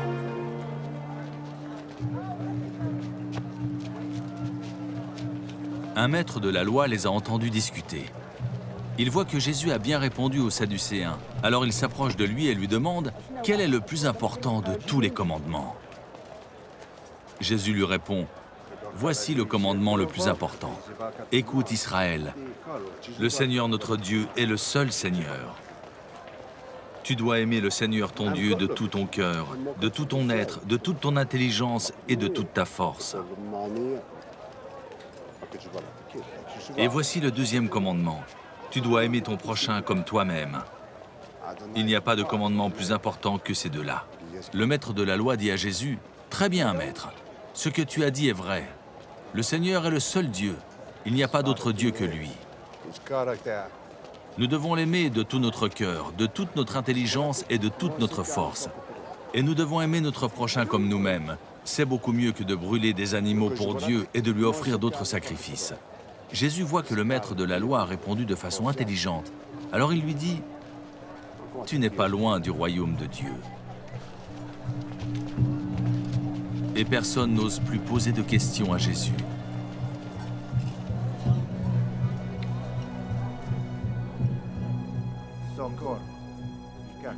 Jésus enseigne dans le temple. Il pose cette question. Les maîtres de la loi disent que le Messie est fils de David. Mais comment peuvent-ils dire cela? David lui-même, rempli de l'Esprit Saint, a dit « Le Seigneur déclare à mon maître, viens t'asseoir à ma droite. Je vais mettre tes ennemis sous tes pieds. » David lui-même dit que le Messie est son maître. Alors comment le Messie peut-il être aussi fils de David? Une foule nombreuse écoute Jésus avec plaisir.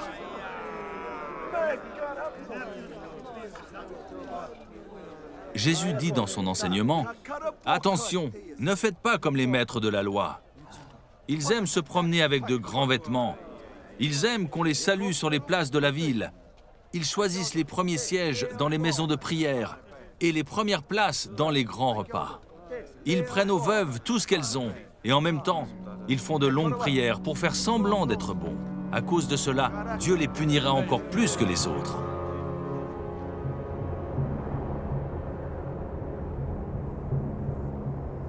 Dans le temple, il y a un endroit où les gens donnent de l'argent en offrande.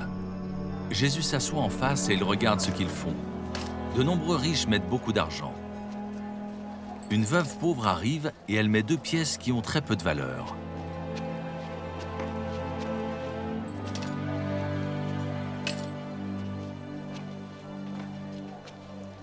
Alors Jésus appelle ses disciples et leur dit « Je vous le dis, c'est la vérité. Cette veuve pauvre a donné plus que tous les autres. En effet, tous les autres ont mis de l'argent qu'ils avaient en trop, mais elle, qui manque de tout, elle a donné tout ce qu'elle possédait, tout ce qu'elle avait pour vivre. » Ensuite, Jésus sort du temple et un de ses disciples lui dit « Maître, regarde, quelle belle pierre, quel grand bâtiment !» Jésus lui dit « Tu vois ces grands bâtiments ? Eh bien, il ne restera pas ici une seule pierre sur une autre. Tout sera détruit. »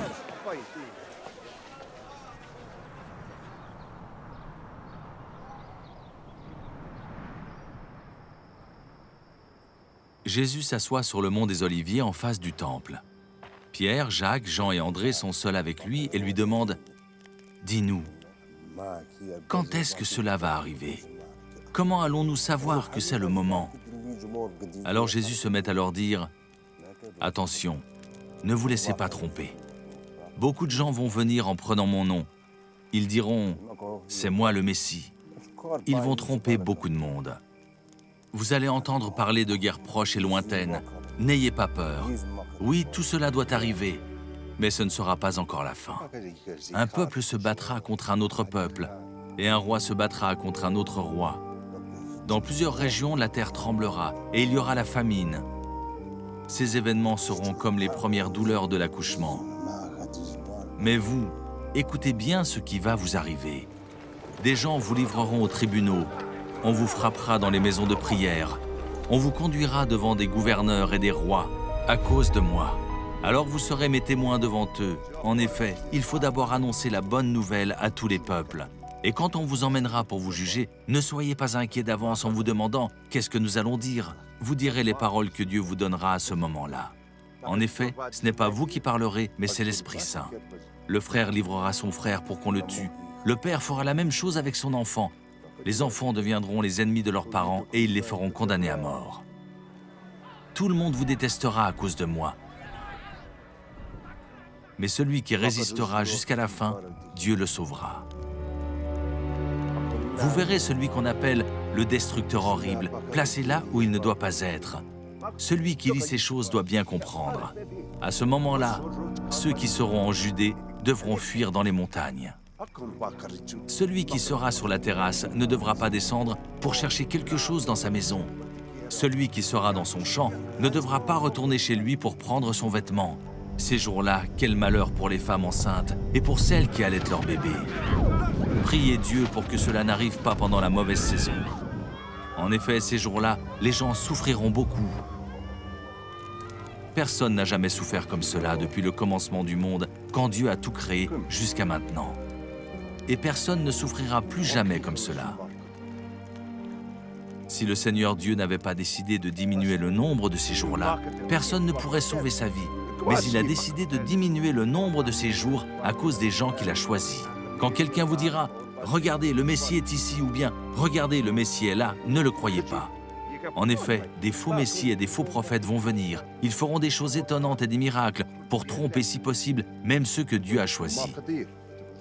Donc vous, faites attention. Je vous ai prévenu de tout ce qui va arriver. Ces jours-là, les gens souffriront beaucoup. Ensuite, le soleil ne brillera plus. La lune ne donnera plus sa lumière. Les étoiles tomberont du ciel et les puissances qui sont dans le ciel trembleront. Alors, on verra arriver le Fils de l'homme entouré de nuages, avec toute sa puissance et toute sa gloire. Il enverra les anges et il rassemblera ceux qu'il a choisis des quatre coins de la terre, d'un bout du monde à l'autre. Comprenez bien la comparaison avec le figuier. Quand ses branches deviennent tendres, quand ses feuilles poussent, vous le savez, la nouvelle saison est bientôt là. De la même façon, quand vous verrez ces choses arriver, vous devez le savoir. Le Fils de l'homme sera bientôt là, il est à votre porte. Je vous le dis, c'est la vérité. Quand cela arrivera, les gens d'aujourd'hui ne seront pas tous morts. Le ciel et la terre disparaîtront, mais mes paroles ne disparaîtront jamais.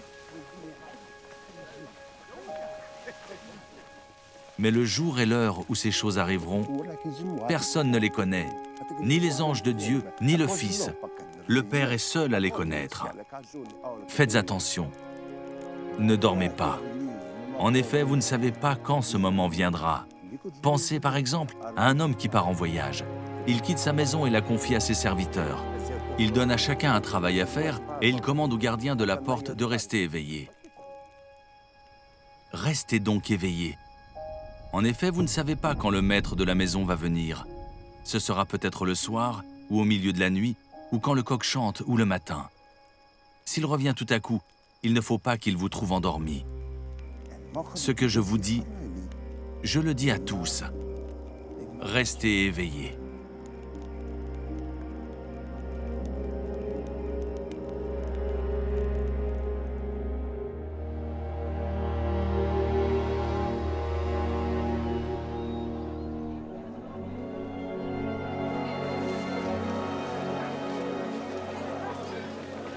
Dans 2 jours, c'est la fête de la Pâque et la fête des pains sans levain.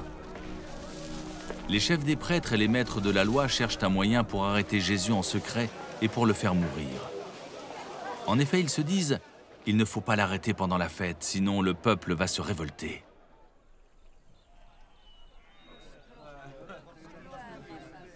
Jésus est à Béthanie dans la maison de Simon le lépreux. Il est en train de manger. Une femme arrive avec un très beau vase plein d'un parfum très cher, fait avec du nard pur. Elle casse le vase et elle verse le parfum sur la tête de Jésus. Alors quelques-uns des invités ne sont pas contents du tout et ils se disent entre eux, « Elle a gaspillé ce parfum, pourquoi? On pouvait le vendre pour plus de 300 pièces d'argent et ensuite donner l'argent aux pauvres. » Ils critiquent la femme. Mais Jésus leur dit, « Laissez-la tranquille. Pourquoi est-ce que vous l'ennuyez? Ce qu'elle a accompli pour moi est une bonne action. Vous aurez toujours des pauvres avec vous, et vous pourrez leur faire du bien chaque fois que vous le voudrez. Mais moi, vous ne m'aurez pas toujours. Cette femme a fait ce qu'elle a pu. Elle a mis du parfum sur mon corps. D'avance, elle l'a préparé pour la tombe. Je vous le dis, c'est la vérité. Partout où on annoncera la bonne nouvelle, dans le monde entier, on racontera ce que cette femme vient de faire et on se souviendra d'elle. »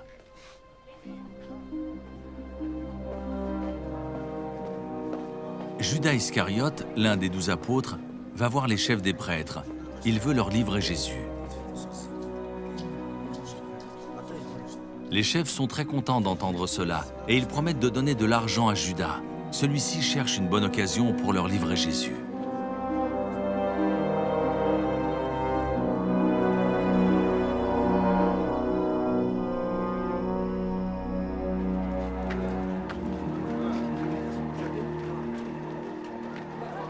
C'est le premier jour de la fête des pains sans levain, le jour où on doit tuer les agneaux pour la Pâque.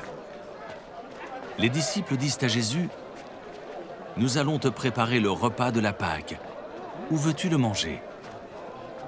Jésus envoie 2 de ses disciples en disant, « Allez à la ville, et vous rencontrerez un homme qui porte un pot d'eau. Suivez-le. Il entrera dans une maison, et vous direz au propriétaire de la maison, « Le maître te demande, où est la pièce où je vais manger le repas de la Pâque avec mes disciples ?»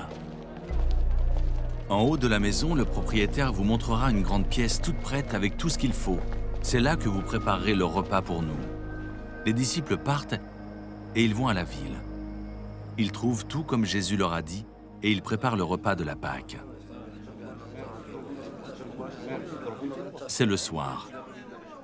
Jésus arrive avec les 12 apôtres. Ils s'installent pour le repas et ils se mettent à manger. Alors Jésus déclare, « Je vous le dis, c'est la vérité. L'un de vous va me livrer.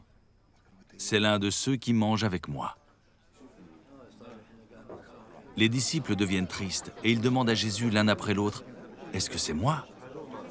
Jésus leur dit, « C'est l'un d'entre vous, les 12 apôtres, celui qui met la main avec moi dans le même plat.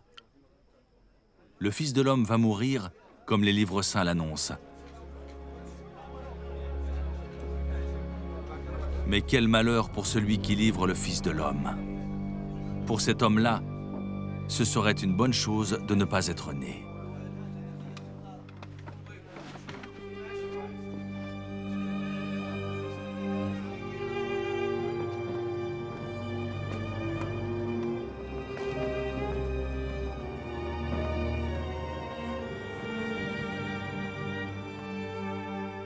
Pendant le repas, Jésus prend du pain.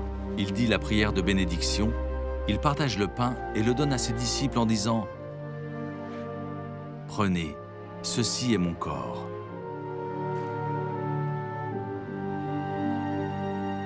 Ensuite, il prend une coupe de vin. Il remercie Dieu, il donne la coupe à ses disciples et ils en boivent tous. Jésus leur dit « Ceci est mon sang, le sang de l'alliance de Dieu. Il est versé pour un grand nombre de gens. Je vous le dis, c'est la vérité. Je ne boirai plus de vin jusqu'au jour où je boirai le vin nouveau dans le royaume de Dieu. » Jésus et les disciples chantent les psaumes de la fête. Ensuite, ils vont au mont des Oliviers.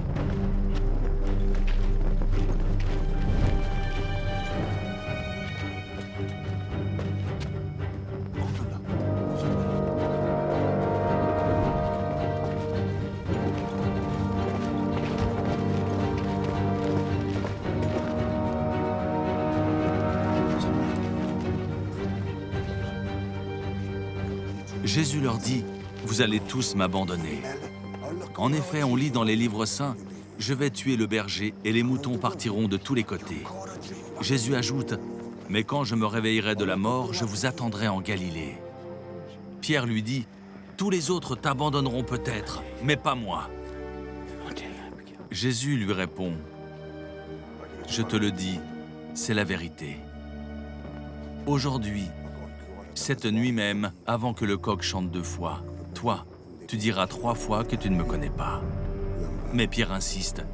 « Même si je dois mourir avec toi, je ne dirai jamais que je ne te connais pas. » Et tous disent la même chose.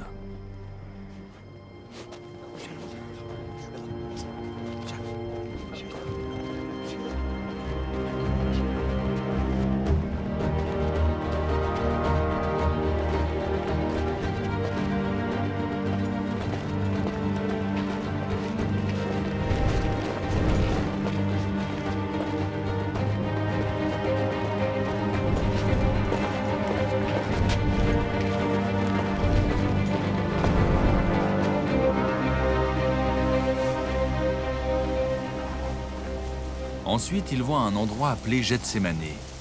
Jésus dit à ses disciples, « Asseyez-vous ici pendant que je vais prier. » Il emmène avec lui Pierre, Jacques et Jean.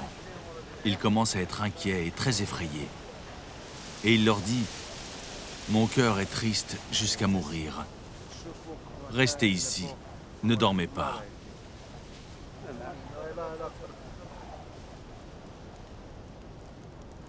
Il va un peu plus loin. Il se jette par terre et il demande à Dieu d'éloigner ce moment de souffrance, si c'est possible. Il dit, « Abba, Père, pour toi tout est possible. Éloigne de moi cette coupe de souffrance. Pourtant, ne fais pas ce que je veux, mais ce que tu veux. »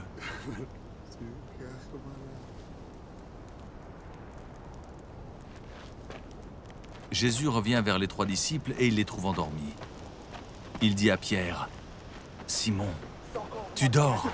Tu n'as pas eu la force de rester éveillé, même pendant 1 heure. Restez éveillé et priez pour pouvoir résister quand l'esprit du mal vous tentera. Vous désirez faire le bien, mais vous n'avez pas la force de résister au mal. »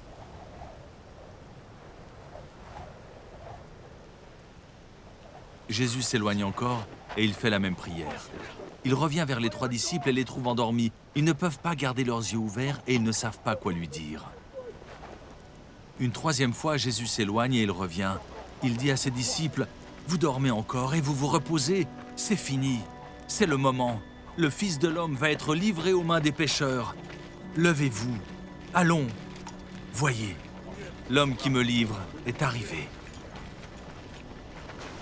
Au même moment, pendant que Jésus dit cela, Judas, l'un des 12 apôtres, arrive. Il y a avec lui une foule de gens avec des armes et des bâtons. Ils viennent de la part des chefs des prêtres, des maîtres de la loi et des anciens. Judas, celui qui livre Jésus, a déjà expliqué à la foule ce qu'il va faire. Il leur a dit, « L'homme que je vais embrasser, c'est lui. Arrêtez-le, emmenez-le et gardez-le bien. » En arrivant, Judas s'approche tout de suite de Jésus et lui dit, « Maître », puis il l'embrasse.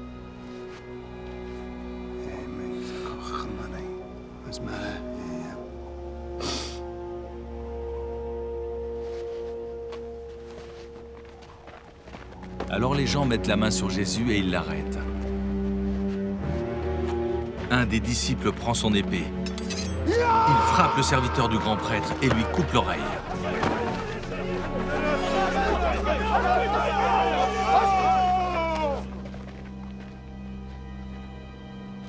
Jésus leur dit, « Vous êtes venus me prendre avec des armes et des bâtons, comme pour arrêter un bandit. Tous les jours, j'étais avec vous dans le temple et j'enseignais. Pourtant, vous ne m'avez pas arrêté. Mais de cette façon, ce que les livres saints ont dit se réalise. » Tous les disciples abandonnent Jésus et ils partent en courant. Un jeune homme suit Jésus. Il est couvert seulement d'un drap. On l'arrête, mais il laisse le drap et il part en courant tout nu.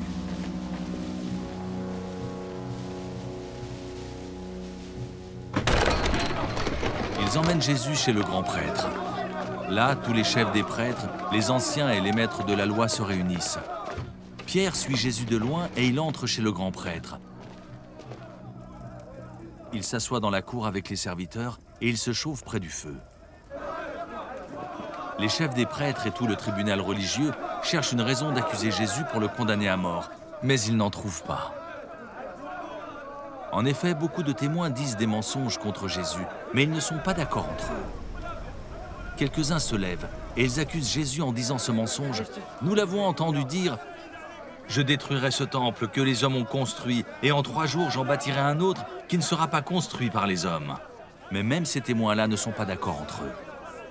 Alors le grand prêtre se lève devant tout le monde et il demande à Jésus, « Tu ne réponds rien? Qu'est-ce que ces gens disent contre toi ?» Mais Jésus se tait, il ne répond rien. De nouveau, le grand prêtre lui demande, « Est-ce que tu es le Messie, le Fils du Dieu que nous adorons ?» Jésus lui répond, « Oui, je le suis. Et vous verrez le Fils de l'homme assis à la droite du Dieu Tout-Puissant et venir parmi les nuages du ciel. » Alors le grand prêtre déchire ses vêtements et il dit, « Nous n'avons plus besoin de témoins. Vous l'avez entendu insulter Dieu. Qu'est-ce que vous en pensez ?» Tout le monde condamne Jésus et dit qu'il doit mourir.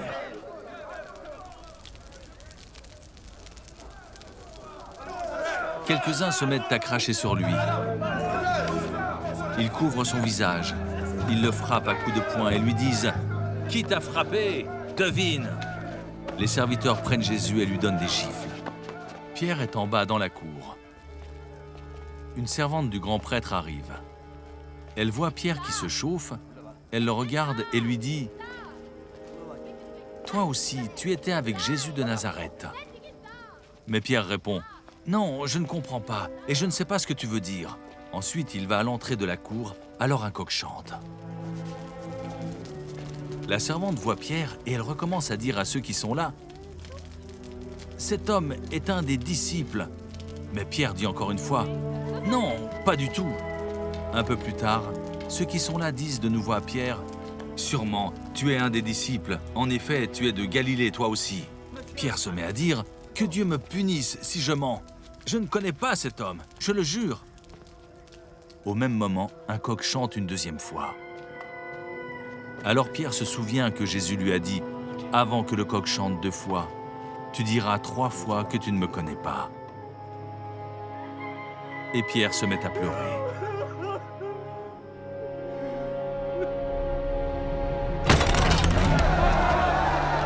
Le matin de bonne heure, les chefs des prêtres se réunissent avec les anciens, les maîtres de la loi et tout le tribunal religieux pour prendre une décision.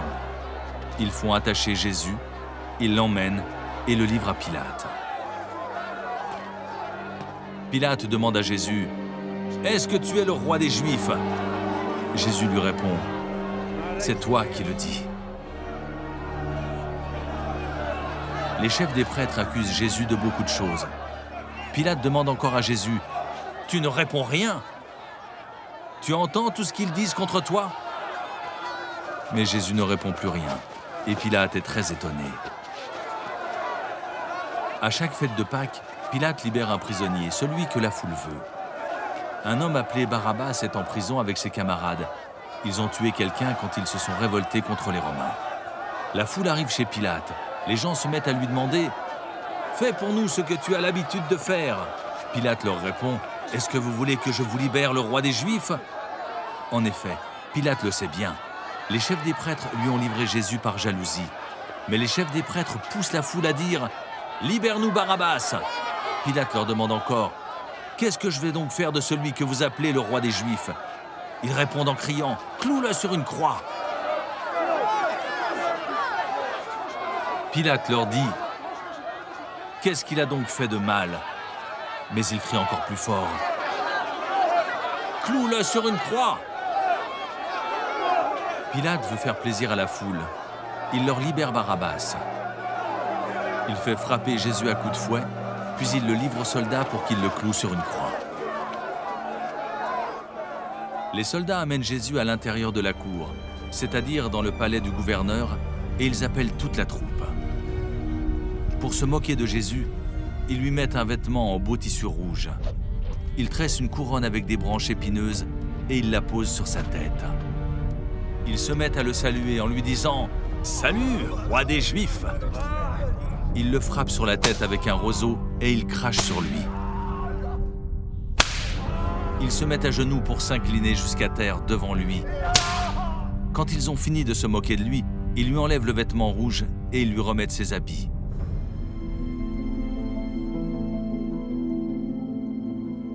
Ensuite, ils l'emmènent dehors pour le clouer sur une croix.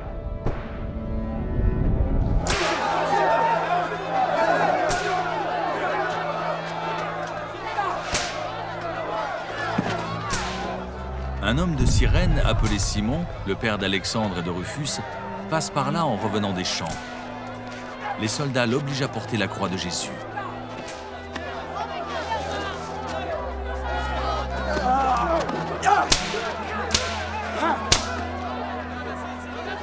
Ils conduisent Jésus à un endroit appelé Golgotha, ce qui veut dire le lieu du crâne.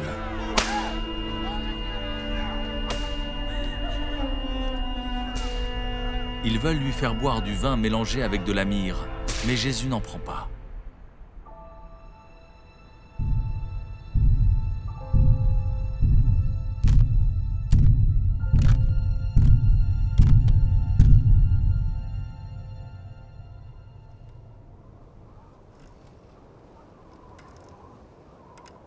Ensuite, les soldats le clouent sur une croix.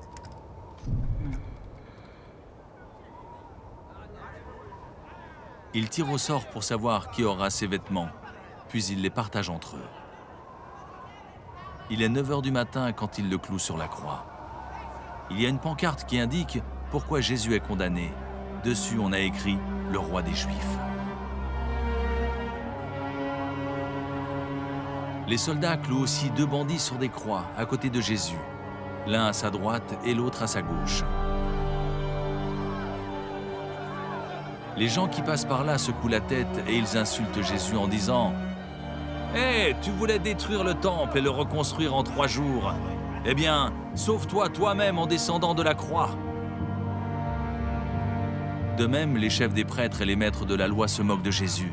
Et ils se disent entre eux « Il a sauvé les autres, mais il ne peut pas se sauver lui-même. Maintenant, le Messie, le roi d'Israël, n'a qu'à descendre de la croix. Si nous voyons cela, alors nous croirons en lui. » Et ceux qu'on a cloués sur des croix à côté de Jésus l'insultent aussi.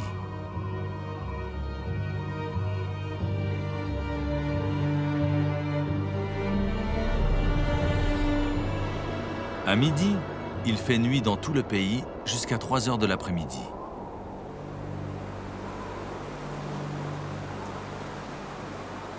À 3 heures, Jésus crie d'une voix forte « Eloi, Eloi, lema sabachthani » Cela veut dire « Mon Dieu, pourquoi m'as-tu abandonné ?»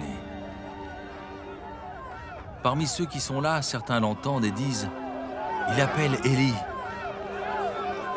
L'un d'eux part en courant. Il trempe une éponge dans du vinaigre. Il met l'éponge au bout d'un roseau et la présente à Jésus pour qu'il boive.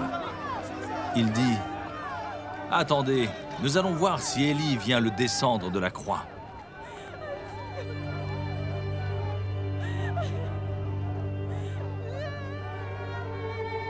Mais Jésus pousse un grand cri et il meurt.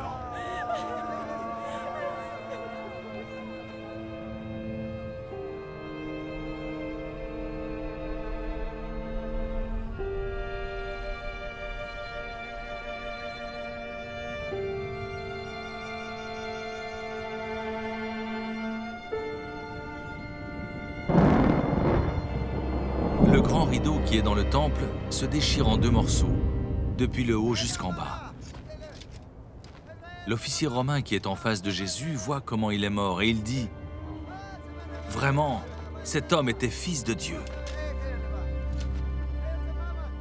Quelques femmes aussi sont là, et elles regardent de loin. Parmi elles, il y a Marie de Magdala, Marie, la mère de Jacques le Jeune et de José, et Salomé.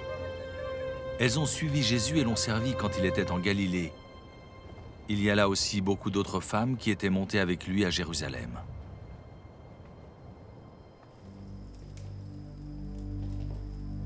Le soir est déjà là. C'est le jour où on prépare la fête, c'est-à-dire le jour avant le sabbat. Joseph de la ville d'Arimathée arrive.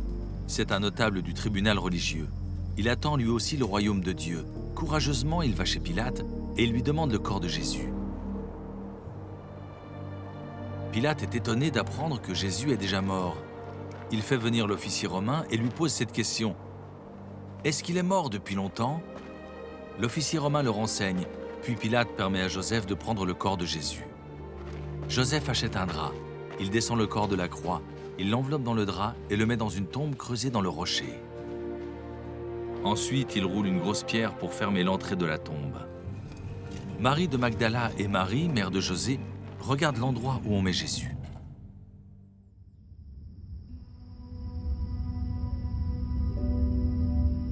Quand le sabbat est fini, Marie de Magdala, Marie, la mère de Jacques et Salomé, achètent des huiles parfumées pour aller les mettre sur le corps de Jésus. Le dimanche matin, très tôt, au moment où le soleil se lève, elles partent vers la tombe. Elles se disent entre elles, « Qui va rouler pour nous la pierre à l'entrée de la tombe ?»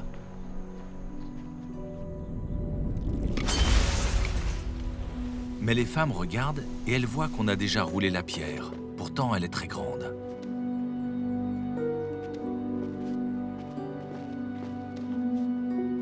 Elles entrent dans la tombe, elles voient un jeune homme assis à droite en vêtements blancs.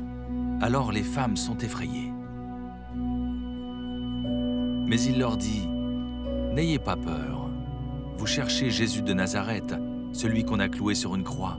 Il s'est réveillé de la mort, il n'est pas ici. Voici l'endroit où on l'avait mis. Maintenant, allez dire à Pierre et aux autres disciples, « Jésus vous attend en Galilée. Vous le verrez là-bas, comme il vous l'a dit. » Les femmes sortent de la tombe et partent en courant. Elles tremblent. Elles sont bouleversées et elles ne disent rien à personne parce qu'elles ont peur.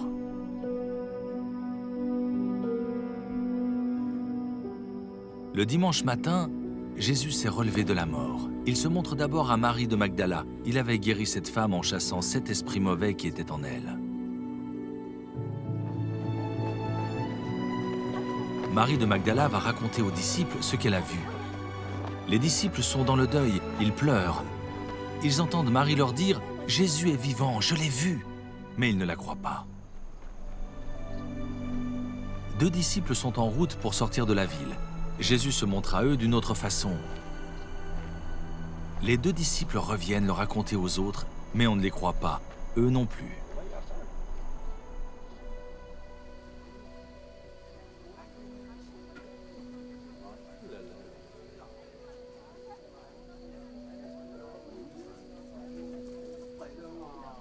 Enfin, Jésus se montre aux 11 apôtres pendant qu'ils sont en train de manger.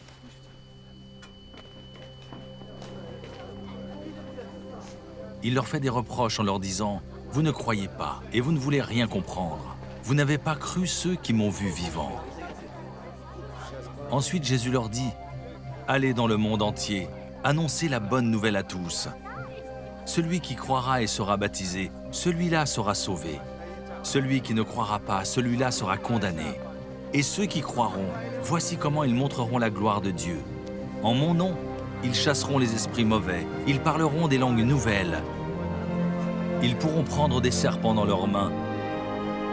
Et s'ils boivent du poison, cela ne leur fera aucun mal. Ils poseront les mains sur la tête des malades et les malades seront guéris. » Après que le Seigneur Jésus leur a dit cela, il est enlevé au ciel et il s'assoit à la droite de Dieu.